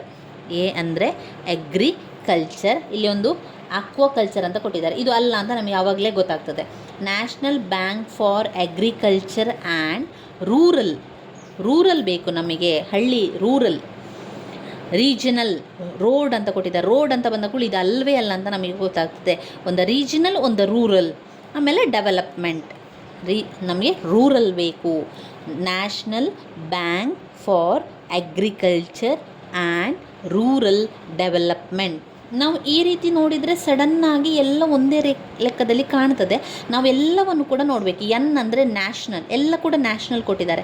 ಎ ಅಂದರೆ ಬ್ಯಾಂಕ್, 3 ಫಾರ್, 4 ಅಗ್ರಿಕಲ್ಚರ್ ಅಂತ ಬೇಕು ನಮಗೆ. ಅಗ್ರಿಕಲ್ಚರ್ ಅಂದರೆ ಕೃಷಿ ಬೇಕು. ಅಗ್ರಿಕಲ್ಚರ್ ಎಲ್ಲಿದೆ? ಎಲ್ಲ ಅಗ್ರಿಕಲ್ಚರ್ ಕೊಟ್ಟಿದ್ದಾರೆ, ಒಂದು ಮಾತ್ರ ಅಕ್ವಾಕಲ್ಚರ್. ಆವಾಗ ಅದನ್ನು ತೆಗೆದುಬಿಡಿ, ಅದು ಅಲ್ಲ ಅಂತ ನಮಗೆ ಗೊತ್ತಾಗ್ತದೆ ಅಲ್ವಾ. ನೆಕ್ಸ್ಟ್ ನೋಡಿದರೆ ಅಗ್ರಿಕಲ್ಚರ್ ಆ್ಯಂಡ್ ಅಂತ ಕೊಟ್ಟಿದ್ದಾರೆ. ಆಮೇಲೆ ರೀಜನಲ್, ರೋಡ್, ರೂರಲ್ ಅಂತ ಕೊಟ್ಟಿದ್ದಾರೆ. ರೋಡ್ ಅಂತ ಬರೋದೇ ಇಲ್ಲ, ಅದಕ್ಕೋಸ್ಕರ ರೋಡ್ ಅಂತದನ್ನು ತೆಗೆದು ಬಿಡಿ. ನಂತರ ಉಳಿದಿರುವಂಥದ್ದು ರೀಜನಲ್ ಮತ್ತು ರೂರಲ್ ಅಂತ ನೆನಪಲ್ಲಿ ಇಟ್ಕೊಳ್ಳಿ.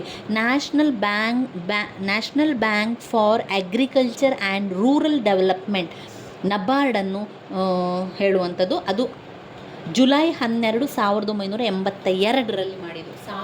1982 ಜುಲೈ 12. ಜಿಗ್ಸಾ ಬೋಧನಾ ವಿಧಾನ ತಂತ್ರವನ್ನು ಮೊದಲಿಗೆ ಅಭಿವೃದ್ಧಿಪಡಿಸಿದವರು ಯಾರು? ಜಿಗ್ಸಾ ಬೋಧನಾ ಇದನ್ನು ಮೊದಲಿಗೆ ಅಭಿವೃದ್ಧಿಪಡಿಸಿದವರು ಎಲಿಯಟ್ ಅರಾನ್ಸನ್ ಅವರು.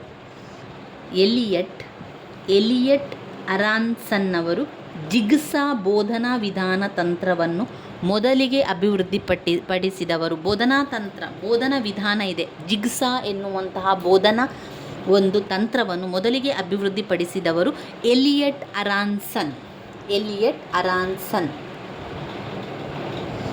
ಸೀಮಿತ ಪ್ರಮಾಣದ ವೇಳೆಯಲ್ಲಿ ಸೀಮಿತ ಅಳತೆಯ ವರ್ಗಕ್ಕೆ ಕೈಗೊಳ್ಳುವ ಬೋಧನಾ ಚಟುವಟಿಕೆ. ಸೀಮಿತ ಪ್ರಮಾಣ, ಸ್ವಲ್ಪ ಬೇಗ ಆಗಬೇಕು ಅಂದರೆ ಅದು ಸೂಕ್ಷ್ಮ ಬೋಧನೆಯಲ್ಲಿ ಬರ್ತದೆ. ಮೈಕ್ರೋ ಟೀಚಿಂಗ್, ಸೀಮಿತ ಪ್ರಮಾಣದ ವೇಳೆಯಲ್ಲಿ ಸೀಮಿತ ಅಳತೆಯ ವರ್ಗಕ್ಕೆ ಕೈಗೊಳ್ಳುವಂತಹ ಬೋಧನೆ. ಅದೊಂದು ಬೋಧನೆ, ಪಾಠ ಮಾಡುವಂಥ ಒಂದು ಚಟುವಟಿಕೆ ಮೈಕ್ರೋ ಟೀಚಿಂಗ್, ಸೂಕ್ಷ್ಮ ಬೋಧನೆ ಅಂತ ನಾವು ಬಿ ಎಡಲ್ಲೆಲ್ಲ ಕಲ್ತಿದ್ದೇವೆ ನೋಡಿ, ಸೂಕ್ಷ್ಮ ಬೋಧನೆ. 138 ಕೋಲ್ಬರವರ ಅನುಭವಾತ್ಮಕ ಕಲಿಕೆಯ ವೃತ್ತವು ಒಳಗೊಂಡಿರುವ ಮೂಲಾಂಶ ಅಂದರೆ 4. ಕೋಲ್ಬರವರ ಅನುಭವಾತ್ಮಕ ಕಲಿಕೆಯ ವೃತ್ತವು ಒಳಗೊಂಡಿರುವ ಒಟ್ಟು ಮೂಲಾಂಶಗಳ ಸಂಖ್ಯೆ 4. ಸಮಸ್ಯೆ ಪರಿಹಾರ ವಿಧಾನದ 6ನೆಯ ಹಂತ ಏನು? ಸಮಸ್ಯೆ ಪರಿಹಾರ ವಿಧಾನದ 6ನೆಯ ಹಂತ ಸಮಸ್ಯೆಗೆ ಪರಿಹಾರ. ಸಮಸ್ಯೆ ಪರಿಹಾರ ವಿಧಾನದ 6ನೆಯ ಹಂತ ಸಮಸ್ಯೆಗೆ ಪರಿಹಾರ. 6ನೇ ಹಂತದಲ್ಲಿ ಸಮಸ್ಯೆಯ ಪರಿಹಾರ ಇದೆ. 140ನೆಯ ಪ್ರಶ್ನೆ. ಈ ರೀತಿಯ ಪರೀಕ್ಷೆಗಳಲ್ಲಿ ವಿದ್ಯಾರ್ಥಿಯು ಗುಂಪಿಗೆ ಸೇರದ ಪದವನ್ನು ಪತ್ತೆ ಹಚ್ಚುವುದು. ಬರೆಯಿರಿ. ಗುಂಪಿಗೆ ಸೇರದ ಪದ ಅಂತ ಹೇಳಿದ ಕೂಡ ನಮಗೆ ನೆನಪಾಗಬೇಕು. ಅದನ್ನು ನಾವು ವರ್ಗೀಕರಣ ಮಾಡುವಂಥದ್ದು. ಇದು ಬೇರೆ, ಅದು ಬೇರೆ, ಅದೆಲ್ಲ ಪುಸ್ತಕಗಳು, ಇದು ಒಂದು ಪೆನ್ನು, ಇದೆಲ್ಲ ಪೆನ್ನುಗಳು, ಅದೆಲ್ಲ ಪುಸ್ತಕಗಳು ಎನ್ನುವಂತೆ ವರ್ಗೀಕರಣವನ್ನು ಮಾಡುವಂಥದ್ದು. ಆದ್ದರಿಂದ ಇದು ಒಂದು ವರ್ಗೀಕರಣದ ಪರೀಕ್ಷೆ. ಕೆಲವೊಂದನ್ನು ನಾವು ಸ್ವಲ್ಪ ಥಿಂಕ್ ಮಾಡಬೇಕಾಗ್ತದೆ. 141ನೇ ಪ್ರಶ್ನೆ. ರಾಜ್ಯಶಾಸ್ತ್ರವು ಸಮಾಜ ವಿಜ್ಞಾನದ ಭಾಗ. ಇದು ರಾಜ್ಯಗಳ ಸ್ಥಾಪನೆ ಮತ್ತು ಸರಕಾರದ ತತ್ವಗಳನ್ನು ಅಧ್ಯಯನ ಮಾಡುತ್ತದೆ ಎಂದು ವ್ಯಾಖ್ಯಾನಿಸಿದವರು ಜಾವೆಟ್ ಜೌಲ್ ಅವರ ಪ್ರಕಾರ ರಾಜ್ಯಶಾಸ್ತ್ರವು ಸಮಾಜ ವಿಜ್ಞಾನದ ಭಾಗವಾಗಿದೆ. ರಾಜ್ಯಶಾಸ್ತ್ರವು ಸಮಾಜ ವಿಜ್ಞಾನದ ಭಾಗವಾಗಿದೆ. ಇದು ರಾಜ್ಯಗಳ ಸ್ಥಾಪನೆ ಮಾಡಲಿಕ್ಕೆ ಮತ್ತು ಸರಕಾರದ ತತ್ವಗಳನ್ನು ಅಧ್ಯಯನ ಮಾಡ್ತದೆ ಅಂತ ವ್ಯಾಖ್ಯಾನಿಸಿದವರು ಜಾವೆಟ್ ಜೌಲ್. ಕೆಳಗಿನ ಒಂದು ಸಮಿತಿ. 142ನೆಯ ಪ್ರಶ್ನೆ. ಸಮಾಜ ವಿಜ್ಞಾನ ಪಠ್ಯಕ್ರಮವು ಇತಿಹಾಸ, ಭೂಗೋಳ, ಪೌರನೀತಿ, ಅರ್ಥಶಾಸ್ತ್ರದ ಜೊತೆಗೆ ಸಮಾಜಶಾಸ್ತ್ರವನ್ನು ಒಳಗೊಂಡಿರಬೇಕು ಎಂದು ಶಿಫಾರಸು ಮಾಡಿದೆ. ರಾಷ್ಟ್ರೀಯ ಪಠ್ಯಕ್ರಮ ಚೌಕಟ್ಟು 2000ರಲ್ಲಿ ರಾಷ್ಟ್ರೀಯ ಪಠ್ಯಕ್ರಮ ಚೌಕಟ್ಟು 2000ರಲ್ಲಿ ಹೇಳಿದೆ ಸಮಾಜ ವಿಜ್ಞಾನ ಪಠ್ಯಕ್ರಮ ಇತಿಹಾಸ, ಭೂಗೋಳ, ಪೌರನೀತಿ, ಅರ್ಥಶಾಸ್ತ್ರದ ಜೊತೆಗೆ ಸಮಾಜಶಾಸ್ತ್ರವನ್ನು ಒಳಗೊಂಡಿರಬೇಕು ಎಂದು ಶಿಫಾರಸು ಮಾಡಿರುವಂಥದ್ದು ರಾಷ್ಟ್ರೀಯ ಪಠ್ಯಕ್ರಮ ಚಟುವಟಿಕೆ 2000ರಲ್ಲಿ. ಗುರಿಗಳು ನಿರ್ದಿಷ್ಟ ಪಠ್ಯ ವಿಷಯದ ಆಯ್ಕೆಗೆ ಸಹಕಾರಿಯಲ್ಲ. ಗುರಿಗಳು ನಿರ್ದಿಷ್ಟ ಪಠ್ಯ ವಿಷಯದ ಆಯ್ಕೆಗೆ ಸಹಕಾರಿಯಲ್ಲ. ಸರಿ. ಉದ್ದೇಶಗಳು ನಿರ್ದಿಷ್ಟ ಪಠ್ಯ ವಿಷಯದ ಆಯ್ಕೆಗೆ ಸಹಕಾರಿಯಾಗಿದೆ. ಉದ್ದೇಶಗಳು ಬೇಕು, ಆದರೆ ಗುರಿಗಳು ಅದಕ್ಕೆ ಸೇರಿಲ್ಲ. ಎ ಸರಿಯಾಗಿದೆ ಮತ್ತು ಬಿ ಕೂಡ ಸರಿಯಾಗಿದೆ. 144. ಘಟಕ ಪರೀಕ್ಷೆಯಲ್ಲಿ ಇದು ಪ್ರಶ್ನೆ ಪತ್ರಿಕೆಯ ಕನ್ನಡಿಯಂತೆ. ಘಟಕ ಪರೀಕ್ಷೆಯ ನೀಲಿ ನಕಾಶೆ ಅಂದರೆ ಯಾವ ರೀತಿ ಪ್ರಶ್ನೆ ಬರ್ತದೆ, ಎಷ್ಟು ಪ್ರಶ್ನೆ ಬರ್ತದೆ, ಒಂದು ಪಾಠದಿಂದ ಎಷ್ಟು ಪ್ರಶ್ನೆ ಬರ್ತದೆ ಅಂತೆಲ್ಲ ಇರ್ತದಲ್ಲ, ಅದು ಪ್ರಶ್ನೆ ಪತ್ರಿಕೆಯ ಕನ್ನಡಿ ಘಟಕ ಪರೀಕ್ಷೆ ಅಂತ. ಅದು ನೀಲಿ ನಕಾಶೆ. 145. ಕಲಿಕೆಯ ಯಾವುದೇ ಕ್ಷೇತ್ರದಲ್ಲಿ ವಿದ್ಯಾರ್ಥಿಗಳ ಸಫಲತೆ ಮತ್ತು ವಿಫಲತೆಯನ್ನು ಗುರುತಿಸಲು. ಸಫಲತೆ ಮತ್ತು ವಿಫಲತೆ ಅಂತ ಬಂದಾಗ ಅಲ್ಲಿ ಸಮಸ್ಯೆ ಬರ್ತದಲ್ವ, ಅದು ನೈದಾನಿಕ ಪರೀಕ್ಷೆ. ನೈದಾನಿಕ ಪರೀಕ್ಷೆ ಯಾಕೆ ಇರೋದು? ನೈದಾನಿಕ ಪರೀಕ್ಷೆ ಇರುವಂಥದ್ದು ಕಲಿಕೆಯ ಒಂದು ಸಮಸ್ಯೆಯನ್ನು ಗುರುತಿಸಲಿಕ್ಕೆ. ಇಲ್ಲಿ ಅವರು ಹೇಳಿದ್ದಾರೆ ವಿದ್ಯಾರ್ಥಿಗಳ ಸಫಲತೆ ಮತ್ತು ವಿಫಲತೆ ಅಂದರೆ ನ್ಯೂನತೆ ಅಂತ ಬರ್ತದೆ. ಅದಕ್ಕೆ ಸಹಕಾರಿಯಾಗುವ ಸಾಧನಾ ಪರೀಕ್ಷೆ ಅಂತ ಹೇಳಿದರೆ ಅದು ನೈದಾನಿಕ ಪರೀಕ್ಷೆ. ವಿದ್ಯಾರ್ಥಿಗಳಲ್ಲಿ ಸ್ಥಳ ಪ್ರಜ್ಞೆ ಬೆಳೆಸಲು ಬೇಕಾಗಿರುವಂಥ ಈ ಒಂದು ಸೂಕ್ತವಲ್ಲ. ಒಂದು ಸ್ಥಳದ ಬಗ್ಗೆ ನಾವು ಭೂಪಟದಲ್ಲಿ ತೋರಿಸಿ ಸ್ಥಳವನ್ನು ಹಾಕಬಹುದು, ಗೋಳದಲ್ಲಿ ಸ್ಥಳವನ್ನು ತೋರಿಸ್ಬೋದು, ಅಟ್ಲಾಸ್ನಲ್ಲಿ ತೋರಿಸ್ಬೋದು. ಆದರೆ ಕಾಲರೇಖೆ ಎನ್ನುವಂಥದ್ದು ರೇಖೆ ಇರ್ತದೆ ಹೊರತು ಸ್ಥಳ ಇರುವುದಿಲ್ಲ. ಆದ್ದರಿಂದ ಇದು ಸೂಕ್ತವಲ್ಲ. ಸಮಾಜ ವಿಜ್ಞಾನವು ಮಾನವನ ಸಂಬಂಧಗಳ ಅಧ್ಯಯನವಾಗಿದೆ ಎಂದು ವ್ಯಾಖ್ಯಾನಿಸಿದವರು. ಸಮಾಜ ವಿಜ್ಞಾನವು ಮಾನವನ ಸಂಬಂಧಗಳ ಅಧ್ಯಯನ ಅಂತ ಹೇಳಿದವರು ಜರೋ ಲಿಮಿಕ್ ಅವರು. ಅದುವೇ ಇಲ್ಲಿ ನಾವು ಒಂದು ಓದಿದ್ದೇವೆ, ನೆನಪಿದೆಯಾ ನಿಮಗೆ? ಸಮಾಜ ಎಲ್ಲಿದೆ ಅದು? ರಾಜ್ಯಶಾಸ್ತ್ರವು ಸಮಾಜ ವಿಜ್ಞಾನದ ಭಾಗವಾಗಿದೆ ಅಂತ ಹೇಳಿದವರು ಜಾವೆಟ್ ಜೌಲ್ ಅವರು. ಇಲ್ಲಿ ಹೇಳಿದ್ದು ಸಮಾಜ ವಿಜ್ಞಾನವು ಮಾನವನ ಸಂಬಂಧಗಳ ಅಧ್ಯಯನ ಅಂತ ಹೇಳಿದವರು ಜರೋ ಲಿಮಿಕ್. 148ನೆಯ ಪ್ರಶ್ನೆ. ಒಂದು ಕ್ರಮಾನುಗತ ಬೋಧನೆಯು ನೇರವಾಗಿ ಕ್ರಿಯಾಜನ್ಯ ಅನುಬಂಧ ಕಲಿಕೆಯ ಸಿದ್ಧಾಂತಕ್ಕೆ ಸಂಬಂಧಿಸಿರುವಂಥದ್ದು. ಅದು ಉತ್ತರ ರೇಖಾತ್ಮಕ ಕಾರ್ಯಸರಣಿ ಯೋಜನೆ. ರೇಖಾತ್ಮಕ ಕಾರ್ಯಸರಣಿ ಯೋಜನೆ. ಕ್ರಮಾನುಗತ ಬೋಧನೆಯು ನೇರವಾಗಿ ಕ್ರಿಯಾಜನ್ಯ ಅನುಬಂಧ ಕಲಿಕೆಯ ಸಿದ್ಧಾಂತಕ್ಕೆ ಸಂಬಂಧಿಸಿರುವಂಥದ್ದು ರೇಖಾತ್ಮಕ ಕಾರ್ಯಸರಣಿ ಯೋಜನೆ. ಶಾಲೆಯನ್ನು ಸಮುದಾಯದ ಎಡೆಗೆ ಕೊಂಡೊಯ್ಯದ ಸಮುದಾಯದ ಕಾರ್ಯಕ್ರಮ. ಶಾಲೆಯನ್ನು ಸಮುದಾಯದ ಎಡೆಗೆ ಕೊಂಡೊಯ್ಯದ ಸಮುದಾಯ ಅಂತ ಕೇಳಿದ್ದಾರೆ.